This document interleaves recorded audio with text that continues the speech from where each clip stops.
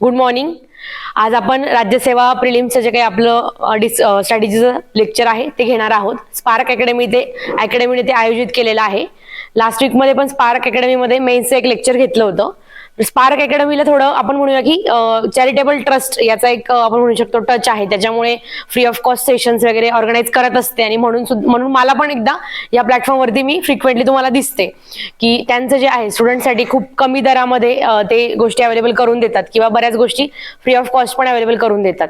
तर कसं तुम्ही हे जास्तीत जास्त विद्यार्थ्यांना रेकमेंड करा की ज्यांना आपण म्हणूया की ते अफोर्ड नाही करू शकत जास्त गोष्टी. इव्हन त्यांची लायब्ररी पण खूप कमी कॉस्टमध्ये आहे. सो आपण असे जे काही चांगले सोशल इनिशिएटिव्ह असतात त्यांना आपल्या लेवलवरनं प्रमोट करणं गरजेचं आहे. So this was introduction. माझ्याबद्दल तुम्हाला सगळ्यांना तसं माहितीच आहे, पण तरी फॉर्मल इंट्रोडक्शन द्यायची म्हटली तर मी पूनम अहिरे 2020च्या राज्यसेवेतनं मंत्रालय कक्ष अधिकारी आणि 21च्या राज्यसेवेतनं डेप्युटी कलेक्टर म्हणून सिलेक्शन झालेलं आहे. सध्या पुणे जिल्ह्यामध्ये प्रोबेशनरी डेप्युटी कलेक्टर म्हणून माझे डिस्ट्रिक्ट अटॅचमेंट चालू आहे. तुम्हाला सगळ्यांना माहिती आहे आयुष्याच्या डायरीतून आपला टेलिग्राम चॅनल आहे, त्याच्या माध्यमातून आपण खूप वेळा बोलत असतो वेगवेगळ्या माध्यमातून वेगवेगळ्या विषयांवरती, आयुष्य, अभ्यास, अधिकारी या सगळ्या गोष्टींवरती चर्चा करतो. आणि आज आपण राज्यसेवा पूर्व याबद्दल सविस्तर बोलूया. सो काल ऍडव्हर्टाइजमेंट आलेली आहे आणि थोडेसे काही सूर असे पण होते की no DC, no DYSP, no tehsildar अशी कशी ऍड, आणि शेवटची ऍड होती. So we were so hopeful आणि आम्हाला त्याच्यातनं आमची ड्रीम पोस्ट काढायचीच होती. मी समजू शकते की आपण एखाद्या गोष्टीसाठी आपल्या इमोशन्स अटॅच करून घेतलेल्या असतात एखाद्या स्वप्नासाठी आणि ती ऍडच नाही आली तर थोडंसं वाईट वाटतं आपल्याला.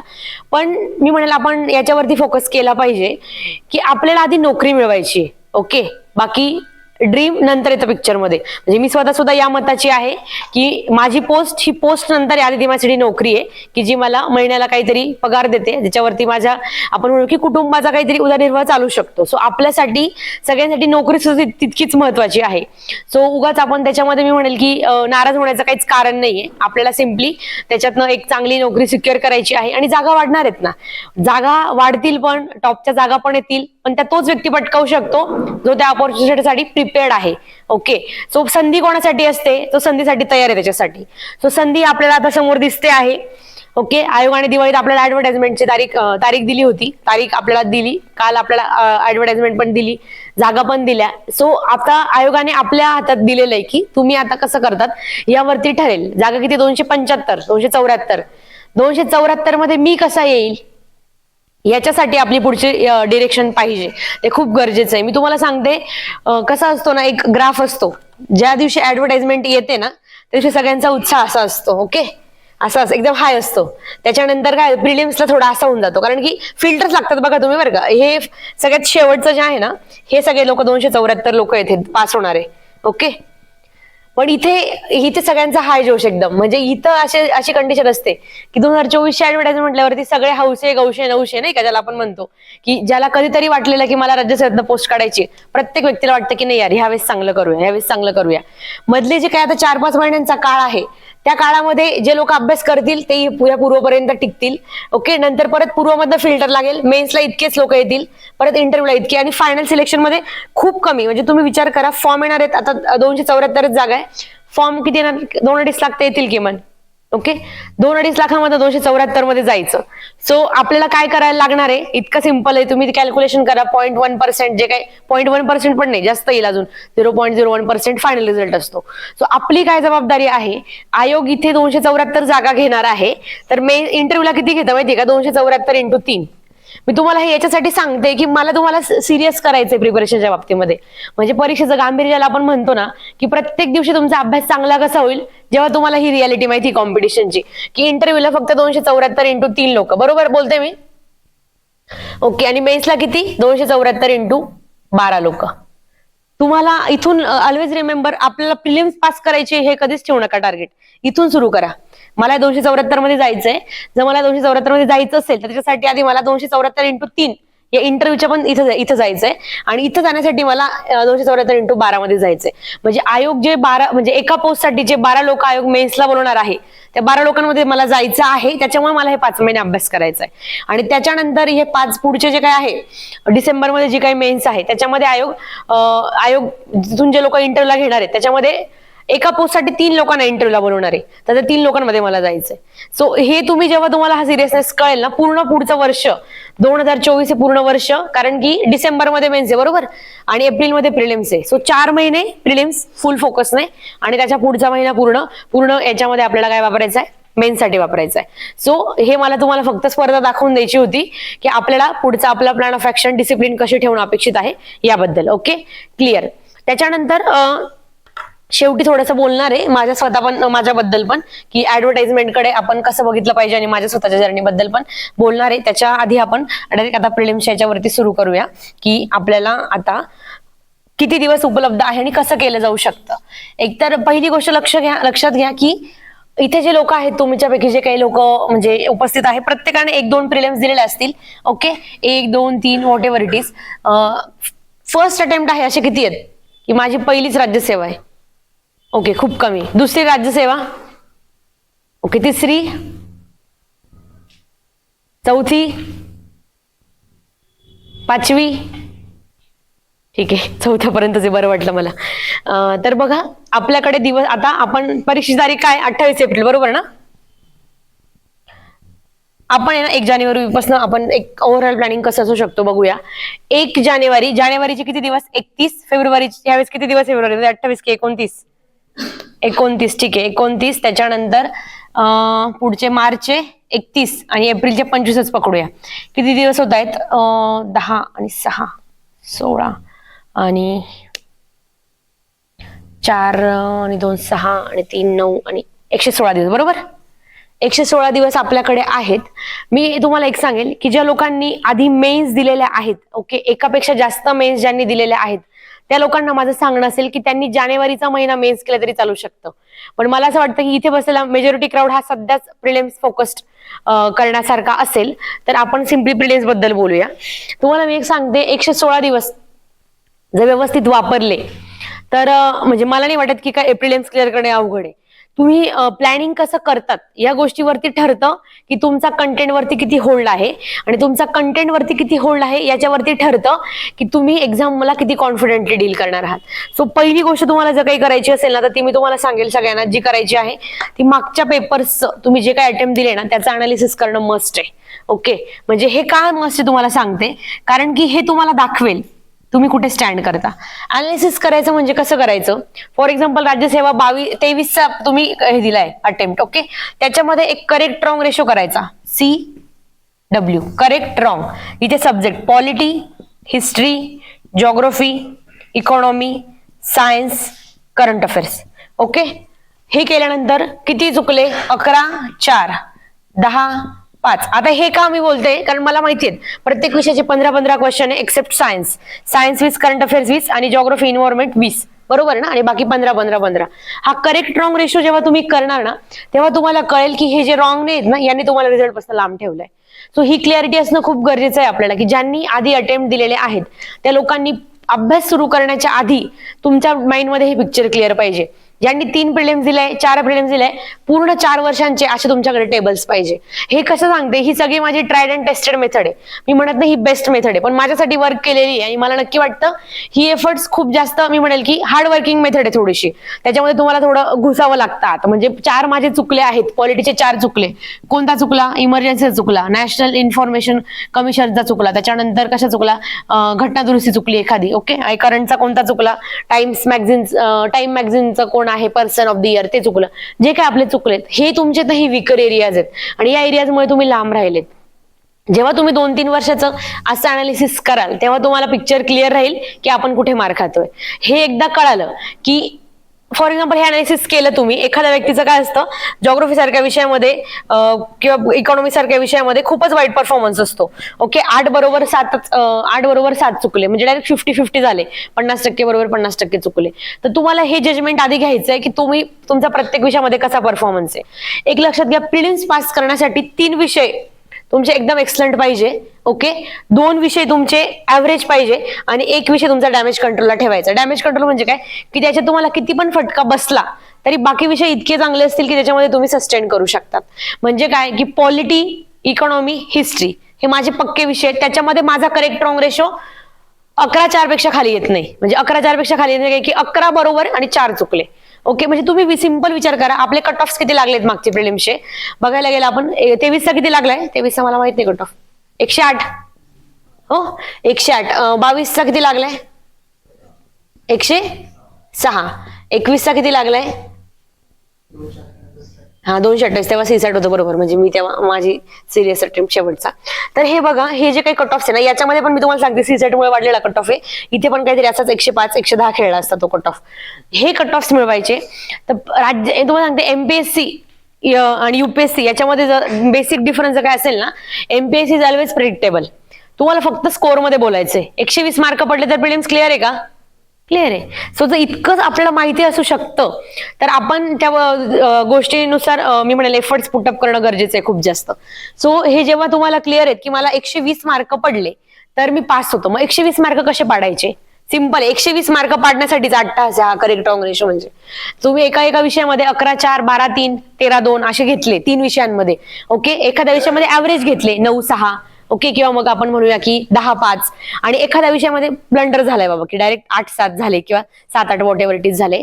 Net effect matters. आपल्याला काय करायचं? नेट इफेक्ट महत्वाचा आहे की तुमचा जो स्कोर आहे करेक्ट रॉंग रेशो, म्हणजे आता एक्झॅक्ट मला आठवत नाही पण 60 बघा 65 समजा बरोबर आले एखाद्याचे, 35 चुकले. ओके. 65 इंटू 2 हे किती होतात? 130 ना. आणि हे इंटू म्हणजे हे आपल्याला किती मार्क जातात? आपले फक्त 17.5 मार्क जातात. आता बघा 17.5 मार्क गेले म्हणजे 18 मार्क गेले तरी तुम्हाला किती मार्क्स पडले? 112. प्रिलिम्स क्लिअर होत आहे का? होत आहे. आता हे 35 जेव्हा चुकताय ना, म्हणजे आम्हाला प्रबोधिनीमध्ये शिकवायची ही पद्धत, जेव्हा तुमचे 35 चुकतायत ना, तुम्हाला किती चुकवण्याची परमिशन आहे हे बघा. तुमचे विषय बघा, पॉलिटीमध्ये म्हणजे पॉलिटी सारखा विषय तर आपण याला ठेवलाय की हा यील्डिंग एरिया आहे. पॉलिटीमध्ये 2 चुकले, जिओग्राफीमध्ये 3 चुकले, 4 चुकले, 5 चुकले, 6 चुकले, 7 चुकले. बघा किती होतात. म्हणजे इतके हायएस्ट पकडून सुद्धा मी 7 आणि 6 13, 13 आणि 5 18 आणि 18 आणि 5 18 आणि 4 22. म्हणजे हे जे गणित आहेत लक्षात घ्या, आपला गणितावरती खेळायचंय. म्हणजे जरी सीसॅट आता झालेला आहे आपला क्वालिफाईंग, आपल्याला जीएस मध्ये गणित लावायचं. आपल्याला ना इतके रिअलिस्टिक पद्धतीने कोणीच कधी सांगितलेलं नसतं की how we have to deal. आपल्याला फक्त एकच असतं, पॉलिटी वाच मग महिनाभर वाच, पॉलिटी जिओग्राफी वाच मग महिनाभर. It doesn't make any sense. तुम्हाला इतकं कॅल्क्युलेटेड राहायचंय. म्हणजे पुढे तुम्ही ऍडमिशन मध्ये आले ना, 1-1 रुपया गव्हर्नमेंटचा कुठे गेला? इतका फंड आला होता कुठे गेला? आपण इथून सुरुवात करायचं आपल्यापासून. तुम्हाला 35 चुकवण्याची परमिशन आहे. ओके. 35 म्हणजे खूप झाली चुकवण्याची परमिशन आहे. तरी सुद्धा आपले इतके चुकतात की आपले 40-45 चुकतात. नाही ना, मी तुम्हाला 35 चुकवण्याची परमिशन तरी तुम्ही आरामात प्रिलिम्स क्लिअर होतात. आता याच्यामध्ये बरेच लोकांचे काही दुःख वरती येतील सेकंड कीचं की मॅडम फर्स्ट कीने खूप होते, सेकंड कीने ब्लंडर झाला वगैरे हे ते. मला हे सांगायचंय की तुम्हाला इतकं सेफ खेळायचंय की सेकंड की आली काय आणि थर्ड की आली काय, तिने तुम्हाला काहीच हार्म केला नाही पाहिजे. आणि हे होतं का? होतं. जर बाकीचे लोक करू शकतात, प्रत्येक एक्झाम मध्ये कोणीतरी पास होतंय, सो करू शकतोय आपण. आणि जेव्हा तुम्ही फुल टाइमर असतात प्रिपरेशन करणार आहे तर तेव्हा तुम्ही हे लॉजिक समजूनच घेणं गरजेचं आहे की आपल्याला त्या कशा पद्धतीने खेळायचं ते. ओके. सो मी तुम्हाला सांगितलं की तुम्ही 35 जरी चुकवले, म्हणजे माझी इच्छा आहे त्याच्यापेक्षा कमी चुकवावे, 35 जरी चुकवले तरी देयर इज हाय चान्स की तुम्ही प्रिलिम्स क्लिअर कराल.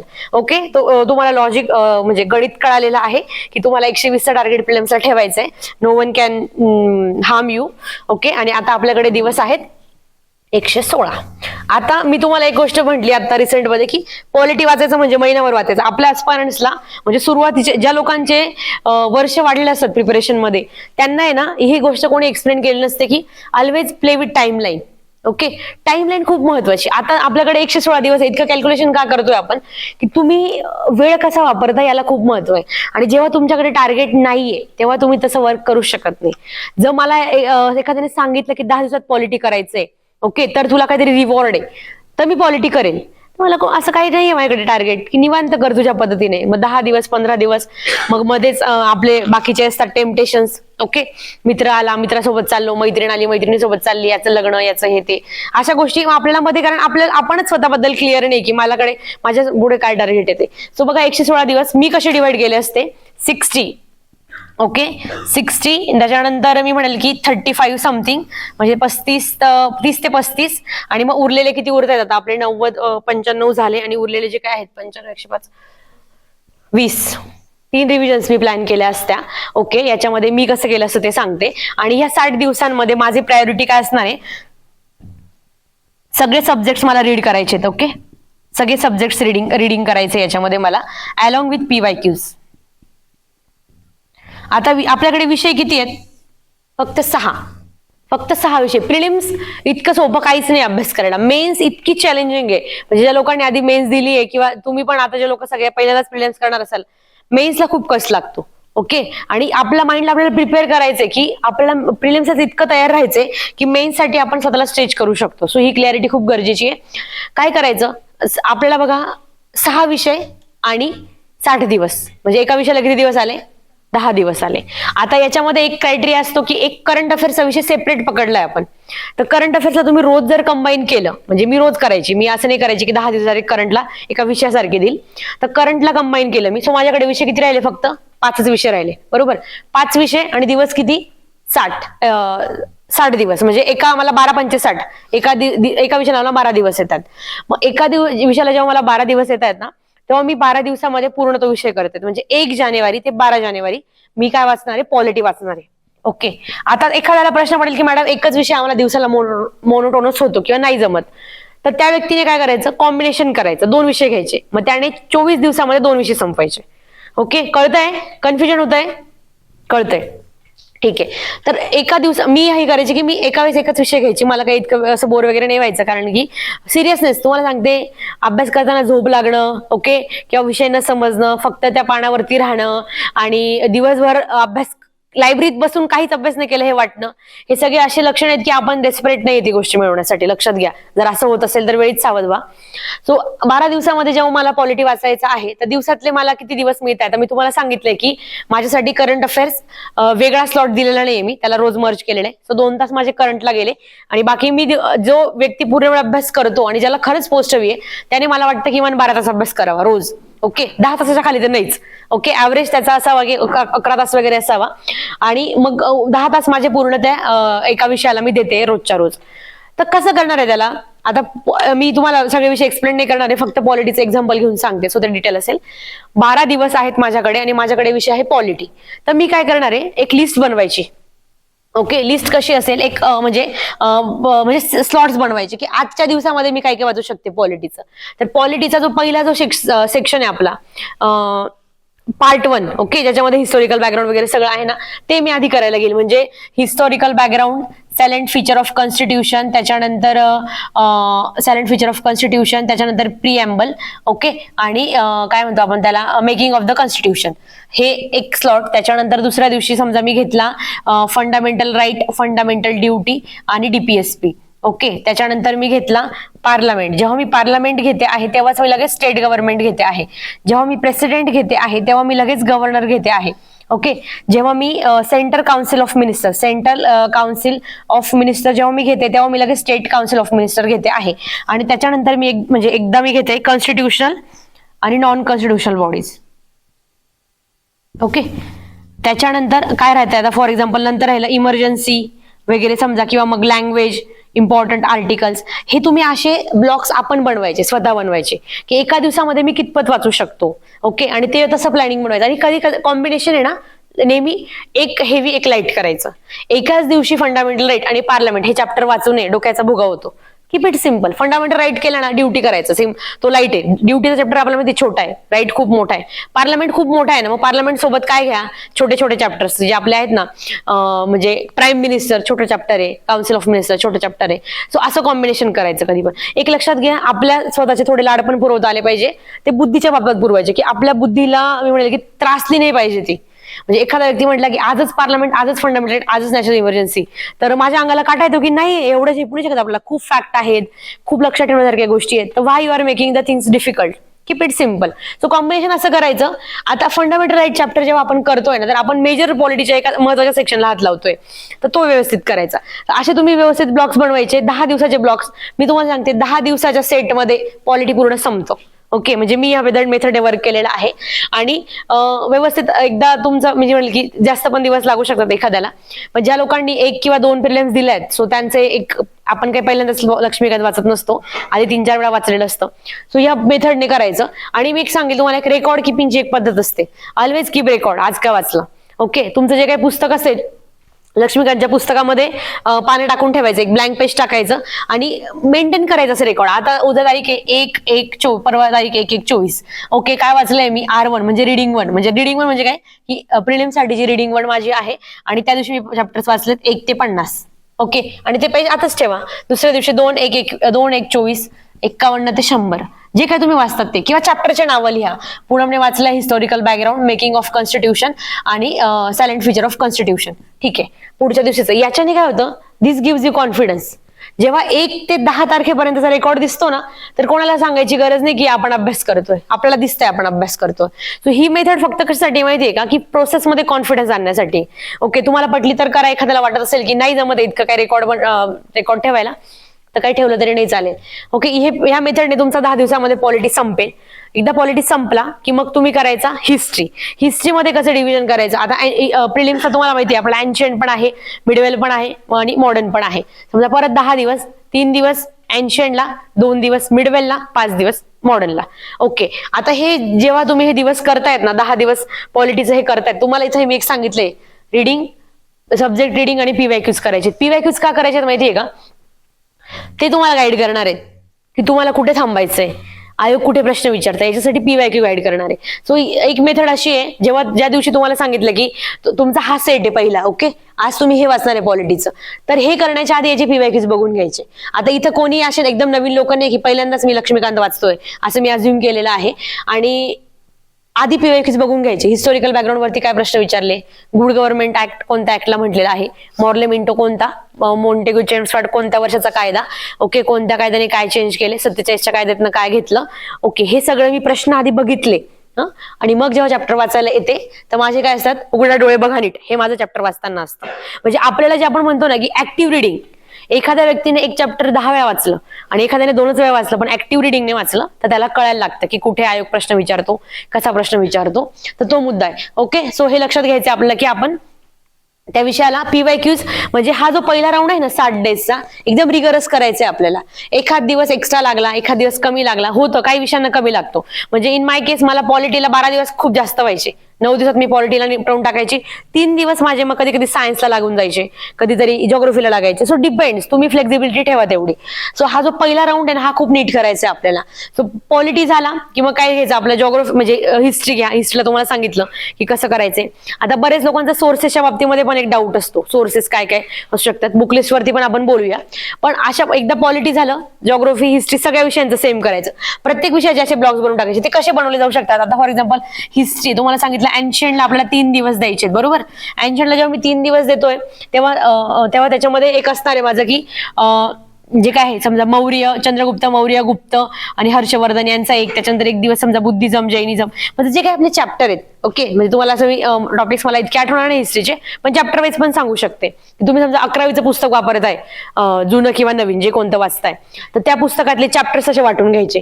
ओके, असं करायचं की 2 दिवसामध्ये एक पुस्तक संपू शकतो आपण. आणि लक्षात घ्या, स्टेट बोर्डचे पुस्तकं शाळेतल्या विद्यार्थ्यांसाठी बनवलेले आहेत. आपण स्पर्धा परीक्षेचे विद्यार्थी, सो आपला काही खेळत नाही बसायचं की रोज एक चॅप्टर वाचू स्टेट बोर्डचं. स्टेट बोर्ड म्हणजे 2 दिवसात निपटवण्याचा विषय, 1 दिवसात निपटवण्याचा विषय आहे. तर त्या पद्धतीने करायचं. काही लोक लुसेंट वापरतात एन्शियंट मिडवेलला, तुम्ही जे काही वापरतात ना ते व्यवस्थित वाचायचं, त्याचे पीवायक्यूज करायचे. पीवायक्यूज आणि लगेच रिडिंग, याच्यामुळे तुम्हाला लिंकेजेस क्रिएट होईल, नाही का, की काय रिक्वायरमेंट आहे सब्जेक्टची आणि ती. इकॉनॉमिक्सच्या केसमध्ये पण परत असे ब्लॉकेजेस बनवायचे. इकॉनॉमिक्सच्या केसमध्ये काय असू शकतात असे सेट्स, की पॉवर्टी, बरोबर, पॉवर्टी, त्याच्यानंतर अनएम्प्लॉयमेंट, त्याच्यानंतर आपलं MDG, ओके, SDG, त्याच्यानंतर आपल्या त्या सगळ्या समित्या, ओके, पॉवर्टीच्या समित्या खूप महत्वाच्या आहेत. त्याच्यानंतर अजून काय तर पिक्चरमध्ये याच्यामध्ये याचा डाटा, पॉप्युलेशनचा डाटा, बरोबर. त्याच्यानंतर रिपोर्ट्स खूप महत्वाचे. आता मी हे कसं सांगते, मी हे तुम्हाला कसं सांगते, पीवायक्यूजने मला सांगितलेत कोणते टॉपिक्स आयोगाचे फेवरेट आहेत. ओके, सो हे तुम्हाला लक्षात घ्यायचं, याचे स्टेट्स बनवायचे, तो टॉपिक व्यवस्थित वाचायचा. जर आधी आपल्या 2-3 रिडिंग झालेल्या असतील आणि ह्या 10 दिवसाच्या शॉर्टमध्ये आपल्या एखाद्या टॉपिकच्या नोट्स काढायला वाटल्या तर काढून घ्यायच्या.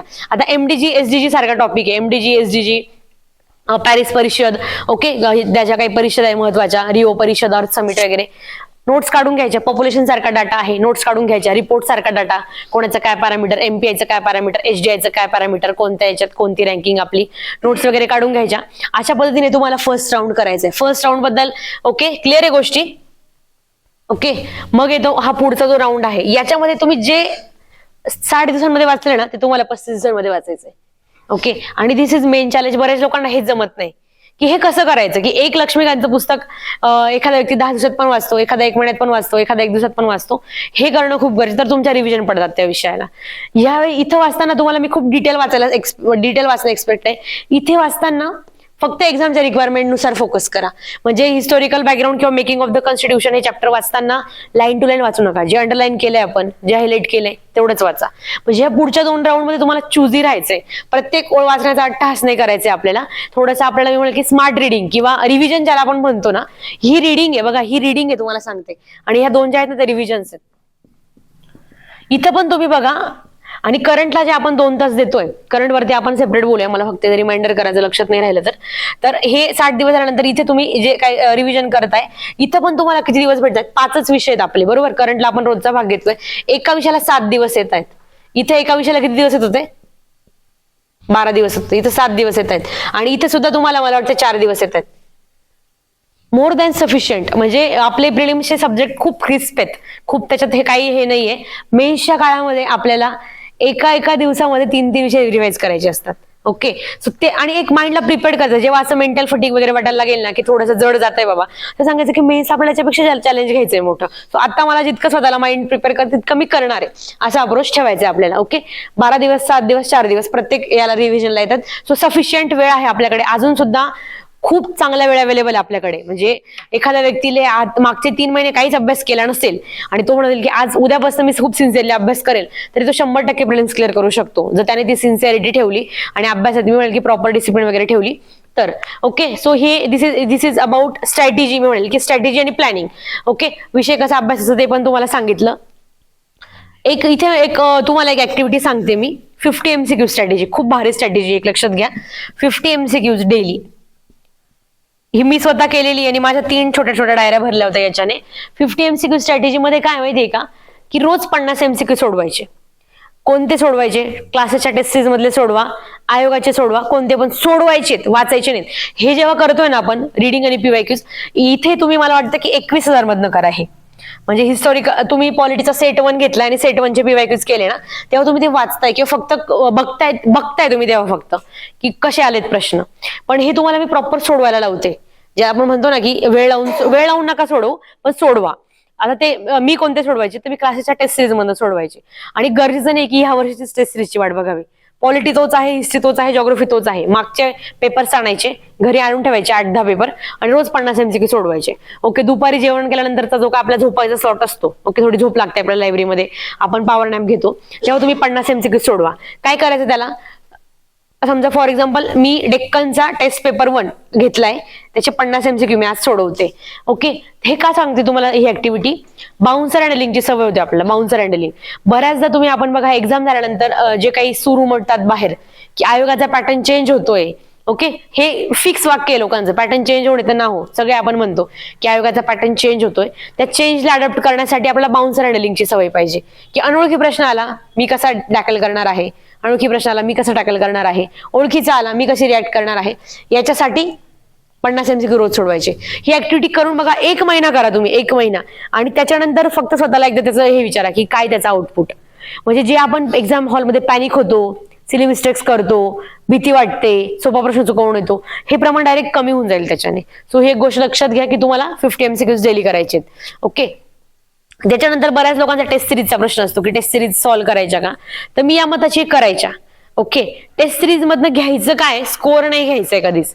स्कोर आपल्याला काय असतं, बरेच लोक टेस्ट सिरीज न सोडवण्याचं कारण हे असतं की टेस्ट सिरीज मध्ये स्कोर कमी येतो आणि त्या कमी स्कोरमुळे कॉन्फिडन्स कमी होतो आणि एकदम भीती वाटायला लागते की मी केलाच नाही की काय अभ्यास काहीच. पण आपल्याला टेस्ट सिरीज मधनं घ्यायचं आहे की मी टेस्ट सिरीज मध्ये कशी बिहेव करते. ओके, पूनम पॉलिटीचा पेपर सोडवताना कशी रिॲक्ट करते, पूनम सायन्स पेपर सोडवताना कशी रिॲक्ट करते, हे आपल्या स्वतःचे ऑब्झर्वेशन्स करायचे. बघा, इंट्रोस्पेक्शन किंवा ज्याला आपण म्हणतो की थर्ड पार्टी ऑब्झर्वेशन स्वतःचं, हे आपल्याला करायचं टेस्ट सिरीजच्या माध्यमातून. आणि मला वाटतं की टेस्ट सिरीज आहे ना इथं थोड्याशा सोडवता आल्या पाहिजे. म्हणजे मला वाटतं की मिड फेब्रुवारी ते मिड मार्च, म्हणजे 15 फेब्रुवारी ते 15 मार्च या काळामध्ये मला वाटतं की तुम्ही आठवड्याला 2 टेस्ट पेपर सोडवा कॉम्प्रेहेन्सिव्ह. ओके, इथे तुम्ही सेक्शनल टेस्ट सोडवू शकतात बरं का. एखाद्याला वाटलं ना की 8 दिवस माझा पॉलिटीचा अभ्यास झालाय चांगला, सगळं रिडिंग करून झालंय आणि I want to check my knowledge, तर काय करायचं, पॉलिटीचा सेक्शनल टेस्ट पेपर असतो म्हणजे पूर्ण पॉलिटी तो आणायचा, तो पेपर सोडवायचा. आणि जे चुकले ना आपले एरिया, मी नेहमी सांगते की वीकर एरियाची तुमच्याकडे एक लिस्ट पाहिजे. ओके, की आपली विकेट कुठे पडते, माझा ऍक्सिडेंट कुठे होतो PYQ सोबत, किंवा माझा एखादा कोणत्या टॉपिक सोबत ऍक्सिडेंट होतो हे मला माहिती पाहिजे. म्हणजे ते जे आपण ज्याला म्हणतो ना की know yourself in every subject, की तुम्ही काय त्याच्यात परफॉर्मन्स तुमचा आहे. ओके, तर हे झालं सेक्शनल टेस्ट इथं सोडवा. टेस्ट सिरीजचा रोल इथे येईल थोडासा, एक आठवड्याला 2 पेपर. मला वाटतं की किमान 8-10 पेपर तुम्ही सोडवून जाणं अपेक्षित आहे. आणि त्याच्यामध्ये एक सांगेल, टेस्टच्या स्कोरला बॉदर करायचं नाही आपल्याला. सिंपल त्याच्यात टेक अवेज घ्यायचे की मला काय अवघड जात आहे, मला काय सोपं जातं, की मी कशा प्रकारे मिस्टेक करतो. बऱ्याचदा आपण राऊंडची मिस्टेक करतो गोल करताना, अजिबात अपेक्षित नाही ती चूक होणं आपली, कारण की 2 मार्क आपला म्हणजे 2 मार्काचा फटका बसतो. आणि बऱ्याचदा लोकांची पॉईंट फाईन सुद्धा प्रिलिम्स गेलेली असेल, इथे पण बसलेले असतील ते. सो त्याच्यामुळे ती काळजी घ्यायची की हे झालंच नाही पाहिजे तर काय 10 पेपर सोडवतो आणि फक्त सोडवत नाहीये ती प्रॉपर, नाही का आपण OMR शीट वगैरे आणून राऊंड वगैरे करून वरती नंबर टाकून वगैरे करतोय. सो माझी ती एक प्रॅक्टिस बनते. आणि 50 MCQs तुम्हाला सांगितले बाउन्सर हँडलिंग साठी. ओके, आणि मग येतो रोल करंटचा. बरोबर, करंट अफेअर्सचा एक रोल येतो पिक्चर मध्ये, की करंट अफेअर्स कसं करायचं. आता हे क्लिअर आहे आतापर्यंत सांगितलेलं. ओके, करंट अफेअर्स तुम्हाला सांगते, बरेच लोक करंट अफेअर्सच्या नावाने खूप रडतात की नाही का करंट अफेअर्सला मार्क्स येत नाही. 21चा पेपर मुद्दा मानलाय मी इथे. 21च्या पेपर मधलंच करंट तुम्हाला घेऊन सांगणार आहे, कारण की 20 आणि 21 सिरियस अटेम्प्ट होते माझे. So I was very sincere aspirant. आणि जर आपल्याला खरंच पोस्ट मिळवायची असेल तर आपण खूप सिन्सिअर अस्पायरंट राहणं गरजेचं आहे. सो 21चा पेपर आणला आणि 21च्या पेपरमध्ये डायरेक्ट करंट घेऊन तुम्हाला एक्सप्लेन करते की एक्झाम हॉलमध्ये ते वाचल्यावरती काय फिलिंग होती. ओके, सो 21चा पेपर तुमच्याकडे असेल कोणाकडे तर फोनमध्ये ओपन करा. तोपर्यंत मी इथून सांगते तुम्हाला, ठीक आहे. किंवा मग तुम्ही बरं तुम्हाला माहितीच असणार आहे, काही एवढं विशेष नाहीये. येस, 86 नंबर पासून करंटचे प्रश्न होते. एक राज्यसेवा 21चा पेपर आहे हा. आणि करंटचे प्रश्न मला तुम्हाला हे सांगायचं आहे की जे आपण म्हणतो आता ऍक्च्युली कधी कधी आयोग आहे ना, करंट अफेअर्स हा असा टॉपिक आहे, मिळाला तर फुल टॉस, नाहीतर मग म्हणजे नाही का त्याच्यासोबत धोका होतो. पण प्रत्येक विषयामध्ये तुम्ही एक काळजी घ्या. सायन्स असेल, बऱ्याच म्हणजे लोकांचे प्रिलिम्सच्या विषयामध्ये ना सायन्स आणि करंट बद्दलच खूप जास्त कन्सर्न्स असतात.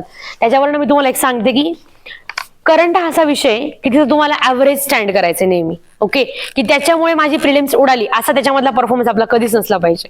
ओके, आणि कधी कधी करंट इतका सोपा येतो की त्यावेळेस तुम्ही डायरेक्ट मी म्हणेल की 10+ पेक्षा, म्हणजे हा जो पेपर होता ना याच्यामध्ये माझे 15 पैकी 13 क्वेश्चन बरोबर होते करंटचे, 15 पैकी 13, आणि ते माझ्या नोट्स मधले होते. आणि हे जे होतं ना मी काय वापरलं तसं पृथ्वी परिक्रमा. म्हणजे तो पेपर असा होता की त्या पेपर नंतर घरी आल्यावरती मी पृथ्वी परिक्रमावाल्यांना मेल केला होता की थँक्यू करंटसाठी इतकं चांगलं मटेरियल प्रोव्हाइड केल्याबद्दल. कारण की आल्यानंतर बघितलं की 15 पैकी 13 प्रश्न बरोबर होते डिरेक्टली. 15 पैकी 13 म्हणजे पॉलिटी सारख्या विषयामध्ये पण मिळणार नाही जर एखाद्या 2 प्रश्न अवघड आले तर. सांगायचा मुद्दा काय, आपण त्याला तसं नीट हँडलच केलेलं नसतं बऱ्याचदा. तुम्ही करा, तुम्हाला इनपुट भेटेल. 20च्या वेळेस पण केलं होतं करंट चांगलं, पण त्याच पेपर ट्रिकी होता. मग मला खूप फटका बसायला पाहिजे होता, बट नाही, तिथे मी ऍव्हरेज स्टँड केलं. सांगायचा मुद्दा काय, करंट मॉडरेट इझी आलं तर आपल्याला खूप मार्क काढायचे तिथून, आणि करंट जर अवघडलं तर ऍव्हरेज स्टँडअप करायचं. मला दोघं एक्सपिरियन्स आहे. 20ला पण मी करंटच्या किंवा माझ्या 8 रिव्हिजन झालं होतं. किती 8 रिव्हिजन करंटच्या झाल्या होत्या, पण मला मार्क्स नाही आले त्याच्यामध्ये, कारण की पेपर डिफिकल्ट होता. आणि हा पेपर डिफिकल्ट आहे, सगळ्यांसाठी डिफिकल्ट आहे. आणि तेव्हा मी ऍव्हरेजला स्टँड करते, म्हणजे मी रेसमध्ये पुढे स्टँड करते. म्हणजे मी तुम्हाला सांगेल की स्पर्धा समजून घ्या. आपल्याला कॅल्क्युलेशन नाही खेळायचे, इंजिनियर ब्रेनने खेळायचे. फक्त असं नाही की आलाय परीक्षेचा फॉर्म भरलाय परीक्षा दिली असं नाही, एकदम कॅल्क्युलेटेडच घ्यायची. 21ला पण करंट तसंच केलं. इव्हन बघा 20ला माझी 20ची जी मेन्स होती राज्यसेवेची ती डिसेंबरमध्ये होती, आणि राज्यसेवा 21ची जानेवारीमध्ये होती. एकच महिना होता. जेवढं मी करंट 20ला केलं होतं, 20च्या प्रिलिम्सला केलं होतं, तेवढं मी 21ला नाही करू शकले, मला वेळ नव्हता. तेव्हा मी 4च रिव्हिजन्स केल्या, पण तरी माझे 13 बरोबर आले. सांगायचा मुद्दा काय, करंट सोपं बनू शकतं, अवघड बनू शकतं. सोपं आलं तर पूर्ण आपल्याला त्याच्यातले मार्क्स खेचायचे, असा आपला अभ्यास करताना अप्रोच पाहिजे. आणि अवघड आला तर डॅमेज कंट्रोल, की त्याच्यामुळे मला धोका नाही झालाय काही, बाकीच्यांपेक्षा मी चांगलं स्टँड केलेलं आहे, हे लॉजिक समजून घ्यायचे. सो आता जो हा पेपर आहे 86 नंबरचा प्रश्न आहे की मुस्लिम महिला हक्क दिन याच्यामध्ये विचारलेला होता. तो 1 ऑगस्ट होता. करंट अफेअर्सच्या आमच्या नोट्समध्ये डायरेक्ट लिहिलं होतं की मुस्लिम महिला हक्क दिन 1 ऑगस्ट. आणि तुम्हाला सांगते की जेव्हा आपल्याकडे नोट्स असतात ना, पुस्तकाची रिव्हिजन करणं, नोट्सची रिव्हिजन करणं खूप फरक आहे. आणि करंट अफेअर्सच्या बाबतीमध्ये ना मुलांना हेच कळलं नसतं की याच्या नोट्स काढणं गरजेचं आहे का, कशाला काढायच्या. इतक्या परिक्रमा आहेत, 12 महिन्यांच्या 12 परिक्रमा, त्याच्यामधले 12 टॉपिक्स, राजकीय, जागतिक, सांस्कृतिक वगैरे XYZ जे काय असतील आपले.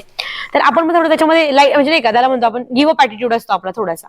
पण आम्ही नोट्स काढलं तर सिस्टमॅटिक सांगणार आहे करंट अफेअर्सच्या अभ्यासाची पद्धत, त्याच्यामध्ये ते केलं व्यवस्थित आणि हे झाला विषय. ओके, सो हा प्रश्न डायरेक्ट पुस्तकातला. तुम्ही विचार करा, जेव्हा मुस्लिम महिला हक्क दिन वाचला 1 ऑगस्ट, बाकीचे ऑप्शन पण बघायची गरज नाही. सो हा जो कॉन्फिडन्स आहे ना, जेव्हा मी कंटेंट मधला प्रश्न येतो ना, माझ्या अनोळखी प्रश्नांमध्ये रिस्क घेण्याची ॲबिलिटी वाढते. ओके, म्हणजे पुस्तकात न येणारा प्रश्न बरोबर येण्याचा अट्टहास काय, कारण की तो तुम्हाला कॉन्फिडन्स देतो तुम्हाला न येणाऱ्या प्रश्नामध्ये रिस्क घेण्याचा. जेव्हा पुस्तकातला प्रश्नच मला कॉन्फिडन्स नाहीये बरोबर येईल की चुकेल, तेव्हा अनोळखी प्रश्नांमध्ये माझी रिस्क टेकिंग ॲबिलिटी झिरोच होऊन जाते. आपण शस्त्र गाळून बसतो. सो एक प्रश्न बरोबर पुढच्या प्रश्नाला कॉन्फिडन्स आपला वाढतो. पुढे प्रश्न होता कन्नड भाषा व राज्योत्सव दिवस. तर हे नव्हतं मला माहिती कोणतं राज्य होतं. सो हा प्रश्न माझा चुकला होता. ओके, पुढचं चंदीगडची चमत्कारी आई, हा पण नव्हता. हे 2 प्रश्न होते की जे आमच्या नोट्समध्ये नव्हते. ओके, मग काहींच्या नोट्समध्ये असतील, सिम्प्लिफाईड मध्ये असतील मे बी वगैरे, अभिनव मध्ये असतील, पण मी जे सोर्स केलं त्याच्यामध्ये नव्हता डायरेक्टली. पुढचा रॅपलर जे काही होते म्हणजे त्यांना मारिया रेसा यांची रॅपलर संस्था, तर डायरेक्ट म्हणजे कंटेंटचा प्रश्न होता, बरोबर आला नोबेल प्राइजचा. पुढचं पण ते जे होतं UNDPच्या अहवालाचं तेव्हा नाव अँथ्रोपोसिन. ओके, ते वाचताना आम्ही खूप वेळा वाचलेलं होतं आणि कंटेंटचा प्रश्न बरोबर आला. पुढचं जे काय होतं जैन समुदाय अल्पसंख्याक, ऍक्च्युली हा प्रश्न पॉलिटी पण आणि करंट अफेअर्स पण असा होता. आणि असे खूप वेळा होतं की करंट अफेअर्सची जोड दिलेली असते एखाद्या विषयाला, बरोबर आला. पुढचा बुकर प्राइज विषयच नाही, बरोबरच यायला पाहिजे, इतके पाठ केलेले असतात आपण. कंटेंटचा प्रश्न बरोबर आला. पुढचा त्याच्यामध्ये एक प्रश्न होता अँथ्रोपोसिन, याच्याबद्दल म्हणजे अँथ्रोपोसिन या संज्ञेचा वापर करणारे जे काही क्रुटिझेन होते ज्यांना नोबेल प्राइज भेटलेला, ते कोणत्या देशाचे नागरिक होते. हे देशस्थानाच्या पुस्तकातला प्रश्न होता, इकॉनॉमीच्या पुस्तकातला प्रश्न होता, बरोबर आला. ब्लू हार्ट कॅम्पेन आणि मुस्लिम महिला हक्क दिन आमच्या नोट्समध्ये एका खाली एक होते डायरेक्ट. म्हणजे व्हिज्युअलायझेशन इफेक्ट तुम्हाला सांगते ना, नोट्स एकदा बनवा, त्या नोट्सच्या 5 ते 6 रिव्हिजन करा, तुम्हाला व्हिज्युअल इफेक्ट जाणवायला लागतो डायरेक्ट. हे वरती होतं, हे खाली होतं. ओके, त्याच्यानंतर ISA जे होतं ना, इंटरनॅशनल सोलर अलायन्स, 20च्या प्रिलिम्सचा प्रश्न आलेला ISA. तर माझ्या मैत्रिणीने नोट्समध्ये ISA लिहिताना असं केलेलं होतं, ISA म्हणजे तिला दाखवायचं होतं की ISA मध्ये 121 देश आहेत, तर तिने ISA लिहिताना तसं लिहिलं होतं. ते व्हिज्युअल इफेक्ट जेव्हा तिथं प्रश्न आला की येस तिने असं केलेलं होतं बरं का. सो तुम्ही काय इनोव्हेशन वापरता, अभ्यास करता, तुम्ही किती इन्व्हॉल्व आहे, एव्हरीथिंग मॅटर्स. छोट्या छोट्या गोष्टींमध्ये आपल्याला हेल्प होते. ओके, तिने डायग्राम काढलेली होती, अशी डायग्राम काढलेली होती की इक्वेटर आणि टॉपिक ऑफ कॅन्सर वगैरे, आणि इथं ISA लिहिलेला होता. सो मला माहिती आहे ISA कुठे स्टँड करतो, खाली का वरती. सो हे स्मार्ट स्टडी आहे. ओके, एकदाच 10 वेळा वाचण्यापेक्षा तुम्ही असं काहीतरी ट्रिक करा, टेक्निक करा, लक्षात ठेवा. ओके, ब्लू हार्ट कॅम्पेन कंटेंटचा प्रश्न होता. ऑस्कर प्राइज प्रश्नच नाही, सगळ्यांचाच बरोबर येतो कारण की कंटेंटचा प्रश्न.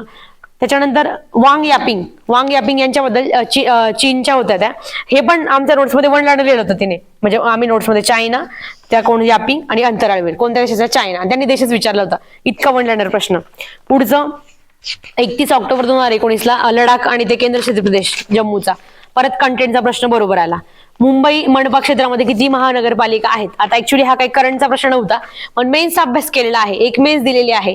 सो मेन्स वाल्यांना बऱ्याचदा प्रिलिम्सचा 2-3 प्रश्न तरी ऍडव्हान्टेज भेटतो, डायरेक्ट भेटतो. तसा इथे भेटला. ज्ञानपीठ पुरस्कार पुढचा होता की कोण देतं, ज्ञानपीठ आतापर्यंत आयोगाने किती वेळा विचारलेला आहे. ओके, सो तो पण प्रश्न बरोबरच आलेला. आणि पुढचा होता बँक आणि त्यांची घोषवाक्य, तर हा एक थोडा ट्रिकी प्रश्न होता. तर 3च प्रश्न तुम्हाला सांगते आतापर्यंत असे होते की जे माझ्या कंटेंटचा भाग नव्हते, बाकी सगळे माझ्या कंटेंटचा भाग होते. करंट अफेअर सारख्या विषयामध्ये जेव्हा तुम्ही 11, 12, 13 बरोबर घेतात तर नक्की तुम्ही बाकीच्यापेक्षा स्पर्धेत पुढे जातात. तुम्ही त्याला कसं हँडल केलेलं आहे. सो मी आजकाल एक कन्सेप्ट खूप सांगायला लागली लोकांना की एखाद्या विषयाला, एखाद्या व्यक्तीला समजून घ्यायला वेळ द्यावा लागतो, तसंच एखाद्या विषयाला समजून घ्यायला वेळ द्यावा लागतो. सेम आपलं करंट अफेअरचा होतं, आपण त्याला ग्रँटेड घेतलेलं असतं की मला जमेल तसं मी तुला वाचेल.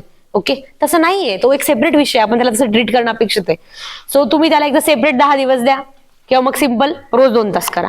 आता कसं केलं जाऊ शकतं करंट अफेअर्सला बघा. करंट अफेअर्सला मी तुम्हाला सांगेल, आपली एक्झाम आहे एप्रिलमध्ये, बरोबर. एप्रिल, तर मला वाटतं की तुम्ही मागच्या एप्रिल पासून ते ह्या एप्रिल पर्यंत किंवा मार्च पासून, म्हणजे मार्च 23, ओके, मार्च 23 ते एप्रिल 24, किती महिने होत आहेत, 11 बरोबर ना, नाही 13 महिने होत आहेत. 13 महिन्याच्या परिक्रमा करणं अपेक्षित आहे. आता करंट अफेअर्सला जर तुम्हाला चांगले ग्रुप डिस्कशनला पार्टनर असतील, सगळ्यात सोपा होऊ शकतो अभ्यास. म्हणजे आम्ही सोपा केलेला होता त्याच्यावरनं सांगते, पण नसेल एखाद्याला भेटेल तरी आपण स्लो बट स्टडी आपल्या आपल्या पद्धतीने करायचं.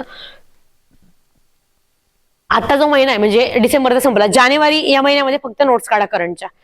15 फेब्रुवारी पर्यंत फक्त करंटच्या नोट्स काढा तुम्ही, मी तुम्हाला एक सांगते. ओके, आता हे करत असताना ना काही परिक्रमा तुम्ही आधीच्या ज्या परिक्रमा आहेत मार्च एप्रिल वगैरे त्या वाचलेल्या असतील, बरोबर.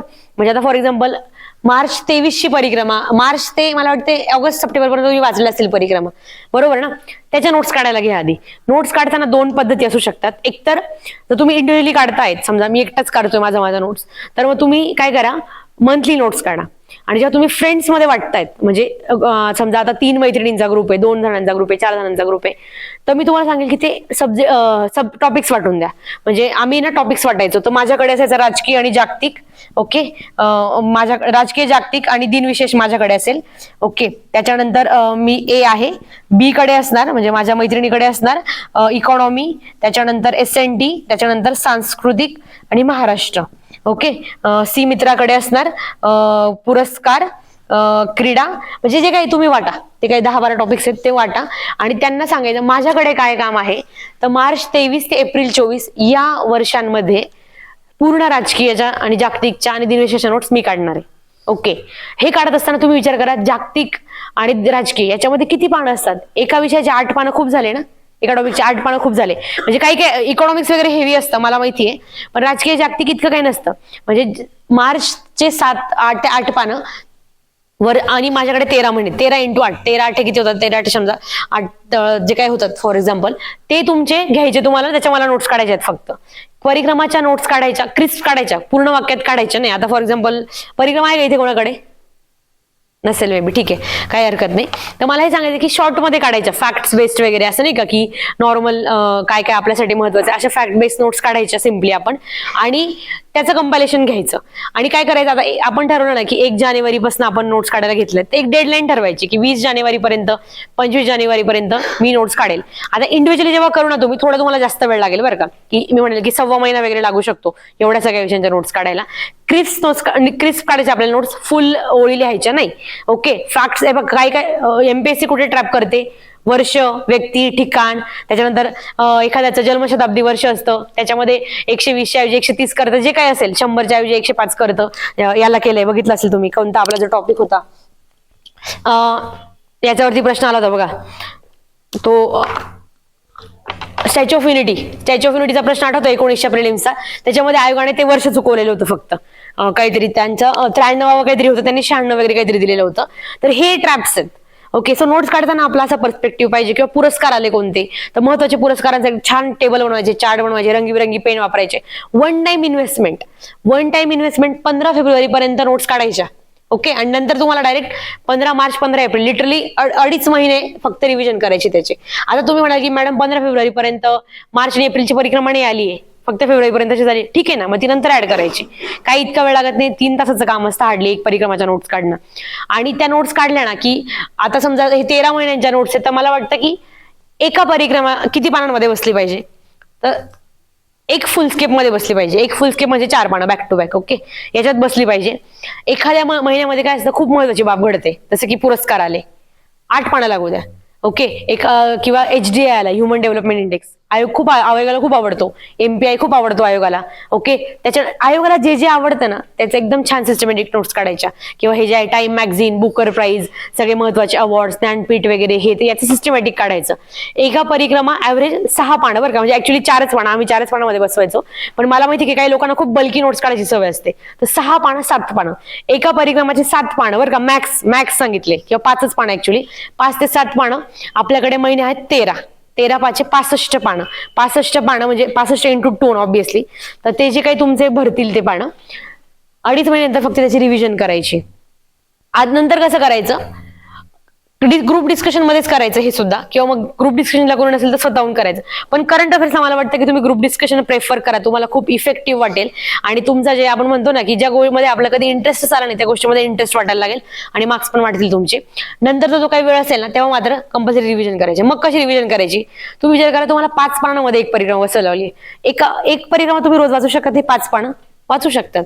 मग ती आपण कॉन्शियसली वाचायला लागतो. मग 15 फेब्रुवारी ते 28 फेब्रुवारी मध्ये ना फक्त एक रीडिंग करायची त्याची, रोज एकच परिक्रमाची डिस्कशन करायचं, सिन्सिअरली डिस्कशन करायचं की आपलं लक्षात ठेवायचं अशा हिशोबाने. आणि नंतर जो पूर्ण महिना आहे मार्च आणि एप्रिल, त्याच्यामध्ये रोज 2-2, 3-3 पानं, रोज 2-2, 3-3 पानं. नंतर असं होईल तुमची की तुम्हाला असं रिअलाइज व्हायला की अरे 5 रिव्हिजन झालेत करंटच्या. आणि जे तुम्हाला मिळेल की जेव्हा आजचं एकदम जेव्हा तुम्ही अशी मेथडच वापरलेली असते तेव्हा तुम्हाला हे ओव्हर एम्बिशियस वाटायला लागते की कसं काय शक्य आहे 5 रिव्हिजन. कोविडच्या काळामध्ये आम्हाला एका प्रिलिम्सला 8 ते 9 महिने भेटले होते, माझ्या 10 रिव्हिजन झालं त्या करंटच्या 10. ओके, का, कारण की सिस्टमॅटिक केलेलं आहे, सॉर्टिंग करून केलेलं आहे. असं नाही की सगळं स्वतःवरती घेतलंय आणि काम वाटून दिल्यामुळे 1 महिना सफिशियंट आहे ना. जर मला फक्त राजकीय जागतिकच्या नोट्स काढायचे आहे 10 महिन्यांच्या, तर रोज मी 1.5 तास काढून पण माझ्या 10 दिवसामध्ये नोट्स कम्प्लीट होतात. सो तुम्ही जर ग्रुपमध्ये करत असाल तर टार्गेट ठेवा की 20-22 जानेवारीपर्यंत राम मंदिराच्या उद्घाटनापर्यंत आपल्या करंट नोट्स बनल्या पाहिजे, आणि त्या दिवसापासून आपण पण त्याचा शुभारंभ करूया आणि करायचं लगेच गोष्टी सुरू. सॉर्टिंग खूप महत्वाचं आहे, सॉर्टिंग. आणि हे करत असताना एखाद्याला वाटेल काय इतकं करायची गरज आहे, मग काय इतकं करायची गरज आहे असं आपला एखाद्या जरी वाटलं ना, तर समजून घ्यायचं की आपल्यासाठी तो विषय तितका महत्वाचा नाही, तो विषय तितका महत्वाचा नाही म्हणजे ती परीक्षा तितकी महत्वाची नाही, असा त्याचा अर्थ होतो. आणि स्वतःला रिमाइंड करता आलं पाहिजे. जेव्हा तुम्हाला असं वाटेल ना गिव्ह अप, तर समजा सांगायचं की परीक्षा महत्वाची नाही का, तुला पास नाही व्हायचंय का, ही एक गोष्ट काफी आपल्याला मोटिवेट करून एवढे एफर्ट्स घ्यायला. कारण हेच एफर्ट्स असतात ते काउंट होतात.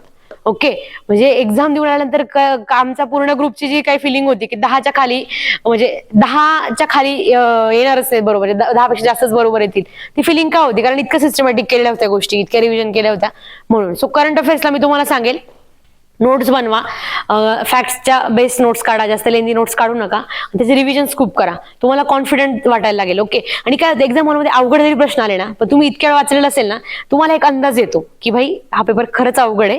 सो बाकीच्या मला अवघड तर बाकीच्यांना पण अवघडच आहे.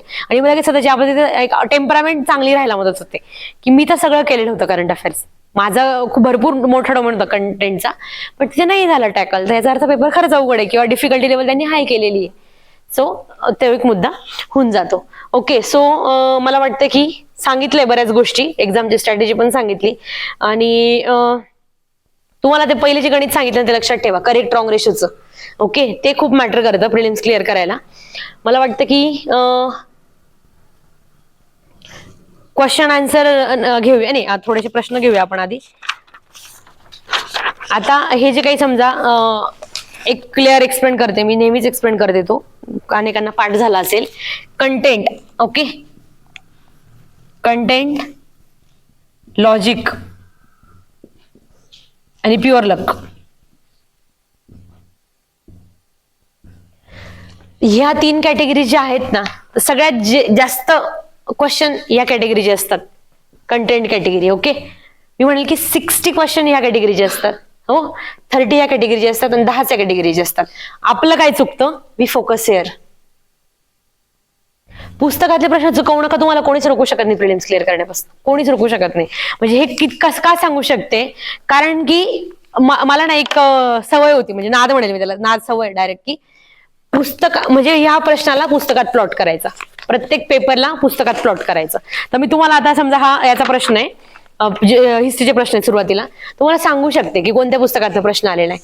सो ही जी आहे ना सवय, ही जेव्हा आपल्याला कळायला लागतं की पुस्तकातला प्रश्न येतोय, तेव्हा आपण पुस्तक वाचताना खूप डोळे उघडून वाचतो, कॉन्शियस रिडिंग करतो, आणि पुस्तकातला प्रश्न बरोबर नापास होतो आपण. सो आता इथं पहिला प्रश्न आहे, 1 मे 1960 मुंबईसह नवमहाराष्ट्र निर्माण झाला तेव्हा किती जिल्हे आणि किती तालुके होते. हा प्रश्न 2 सोर्सेस मध्ये सापडवला होता आम्ही. म्हणजे ही एक्झाम आहे ना किती तारखेला झाली, 23 जानेवारीला. 24 जानेवारीचा पूर्ण दिवसभर की आली नव्हती आयोगाची, तर मी आणि माझ्या डिस्कशन पार्टनर्सनी आम्ही दिवसभर हेच काम केलं होतं की हा पेपर घेतलेला आणि बसलेलो, सगळे पुस्तकं शेजारी घेऊन बसलो होतो आणि फक्त शोधायचा हा प्रश्न कुठून आलेला आहे. ओके, सो हा जो प्रश्न आहे ना पहिला, मी तुम्हाला याचे 2 सोर्सेस सांगते. 11वीचं जुनं इतिहासाचं पुस्तक वाचलंय का, किती लोकांनी वाचलंय मला माहित नाही. 11वीचं जुनं इतिहासाचं पुस्तक, त्याच्यामध्ये शेवटी एक चॅप्टर होता महाराष्ट्र राज्य निर्मिती, महाराष्ट्राबद्दल त्यांनी सगळं दिलेलं होतं की पेहराव वगैरे, आपल्याकडची पुरणपोळी, आपल्याकडचं नऊवारीचं जे काही साडी वगैरे असे चित्र पण दिलेले होते. त्या चॅप्टरमध्ये हा प्रश्न, याचं उत्तर सापडलेलं, आणि दीपस्तंभचं जे काही पुस्तक आहे जॉग्राफीचं, याच्यामध्ये हा प्रश्न सापडलेला. सो मला आजपर्यंत सांगायचं की पुस्तकातला प्रश्न बरोबर यायला लागला, तुम्हाला कोणी चुकू शकत नाही. आपलं चुकतं काय, आपण इथे खेळतो. म्हणजे बऱ्याचदा आम्हाला टॉपर्सला किंवा रँकर्सला लोक हे विचारतात की लॉजिक आणि म्हणजे लॉजिकने प्रश्न कसे सोडवायचे किंवा गेस वर्क कसं करायचं, कशाला करतात, याच्यावरती तुम्ही पास होतात ना. म्हणजे ना हे येतं बरं का, मेन्सला हे पिक्चर मध्ये येतं, प्रिलिम्सला फक्त याच्यावर तुम्ही पास होऊ शकता 100%. तर पुढचा प्रश्न होता, स्त्री सबलीकरणाच्या दृष्टीने आंबेडकर यांनी मांडलेल्या हिंदू कोड बिलाला खालील व्यक्तींचे समर्थन होते. समाधान महाजन सर यांच्या पुस्तकामध्ये याचं उत्तर आहे की त्यांनी दिलेले की कोण समर्थनात होते. आता बघा, प्रत्येक शब्द काही तुम्हाला लाईन टू लाईन सापडणार नाही, थोडंसं आपल्याला लॉजिक लावावं लागतं आपलं, किंवा मग मी म्हणेल की एकच व्यक्तीचं नाव त्यांनी दिलेलं असेल पुस्तकामध्ये, दुसऱ्याचं दिलेलं नसेल, मग तेव्हा इलिमिनेशन टेक्निक वापरावं लागतं. सो आपल्याला ते तसं प्ले करावं लागतं रोल. पुढचा जे होता, अण्णाभाऊ साठे यांनी कोणत्या कला प्रकाराचा वापर केला. ऍक्च्युली आयोगाने हा प्रश्न होते कॅन्सल केलेला आहे. ते कलापथक, लाल बावटा हे कलापथक होतं त्यांचं, तर मग ते याच्यामुळे त्यांनी ते कॅन्सल केला प्रश्न. पण परत पुस्तकात आहे लाल पथक ही गोष्ट मेन्शन आहे. सो एक्झाम हॉलमध्ये मी लाल पथकच मार्क करून नाही अपेक्षित आहे. आयोग पुढे कॅन्सल करला आयोगाचं त्याच्या मागे काय लॉजिक आहे आपलं त्याच्याशी काही घेणं देणं नाहीये. एम.एन. रॉय हे लिबरल पक्षाचे नेते होते आणि एम.एन. रॉय हे रेडिकल डेमोक्रेटिक पक्षाचे नेते होते. आता ह्याच्यातनं कळतंय एकाच व्यक्तीला दोन पक्षांची नावं दिलेत. सो इट इज क्लिअर की एक व्यक्ती एकाच पक्षाचा असेल. बेसिक कॉमन सेन्स आहे. मग याच्यापैकी एकच वाक्य बरोबर असणार आहे. एकच वाक्य बरोबर असणार आहे म्हणजे दोन ऑप्शन तर उडाले आपले आणि उरलेल्या दोन ऑप्शन मधून एक चूज करायचा आहे. म्हणजे बघा 50% तर तुमचं काम झालेलंच आहे, त्याच्यात तुम्हाला चूज करायचंय. आणि परत सांगते समाधान महाजन सरांचा पुस्तकातला प्रश्न आहे. ओके, लिटरली जाऊन चेक करू शकतात तुम्ही की खरंच असं आहे का. पुढचं इंडिपेंडन्स फॉर इंडिया लीगची स्थापना कोणी झाली याच्याबद्दल मला डाऊट आहे की हा प्रश्न आहे की नाही. समाधान नाही आहे वाटतं समाधान महाजनाच्या पुस्तकामध्ये. पण मी स्पेक्ट्रमचं पुस्तक वाचलेलं होतं थोडं आधी UPSC करायची, तर स्पेक्ट्रमच्या पुस्तकात मागे ना अपेंडिक्स असतं एक. ओके, त्या अपेंडिक्स मध्ये दोन प्रश्न माझ्या अपेंडिक्स मध्ये सुटले होते मॉडर्न इंडियाचे. हे पण इंडिपेंडन्स फॉर इंडिया लीग आणि पुढे काहीतरी पण आलेला एक प्रश्न टिळकांबद्दलचा प्रश्न येतो तो एक प्रश्न. पुढचा समाजसुधारक त्यांचे साहित्य, हक्काचा प्रश्न चुकलाच नाही पाहिजे अशी कॅटेगरीचा प्रश्न पुस्तकातला प्रश्न. राधाकृष्ण आयोग, मुदलियार आयोग, NCERT. आता लगेच एखादा व्यक्ती काय म्हणेल मेन्सचा प्रश्न आहे. ठीक आहे, आम्ही मेन्सवाले म्हणतो मेन्सचा प्रश्न आहे, पण ज्याने समाधान महाजनांचं पुस्तक नीट वाचलंय ना हिस्ट्रीच्या पुस्तकामध्ये दिलेत हे सगळे आयोग. ओके, शैक्षणिक शिक्षणाचा विस्तार इतिहास याच्यामध्ये दिलेला आहे. सो परत पुस्तकातला प्रश्न. वीरा शिंदे जे काही दिनकरराव जवळकर, श्रीपतराव शिंदे किती वेळा आले, किती वेळा विचारले आयोगाने. कंबाईनला विचारले, राज्यसेवेला विचारले, प्रीला विचारले, मेन्सला विचारले. 21,000 नीट केलं असेल लगेच प्रश्न सुटणार आहे. बरोबर. पुढचं जे आहे, भारतात दिवसेंदिवस असंतोष वाढला आहे, या असंतोषाला वाट करून दिली तर ब्रिटिश सत्ता स्थिर होईल. या ॲलम ह्यूम या विचारांना खालील व्यक्तींचा पाठिंबा होता. आता याच्यामध्ये आपल्याला थोडा अवघड प्रश्न, कोणतं मत कोणाचं. तर मी म्हणेल की सगळे प्रश्न आपल्या बरोबर आणायचेच नाहीये ना. तुम्हाला मला सांगायचं काय की जजमेंट घेता आलं पाहिजे की कुठे आपलं बरोबर येईल, कुठे आपण बरोबर, कुठे आपलं चुकेल, हा आपल्याला अंदाज घ्यायचा आहे. पुढे परत जोडा लावा. गुलबदन बेगम, जहारा बेगम, झेबुनिसा. आता ज्यांनी 11वीचं पुस्तक वाचलंय नवीन त्यांचा सुटणार आहे. लुसेंट वाचलंय त्याचा पण सुटणार आहे. ओके, विसंगत शीर्षक ओळखा. ओके, 3 जे पुस्तक आहेत ते महात्मा फुलेंचे पुस्तक आहे, एका वेगळ्या व्यक्तीचं पुस्तक आहे. एक्झाम हॉलमध्ये आठवलं तरी ठीक आहे, नाही आठवलं तर अवघड कॅटेगरीचा प्रश्न. परत तुम्हाला 35 चुकवण्याची मुभा आहे. ओके, म्हणजे 35 नका चुकवा, ऍक्च्युली 30 चुकवा.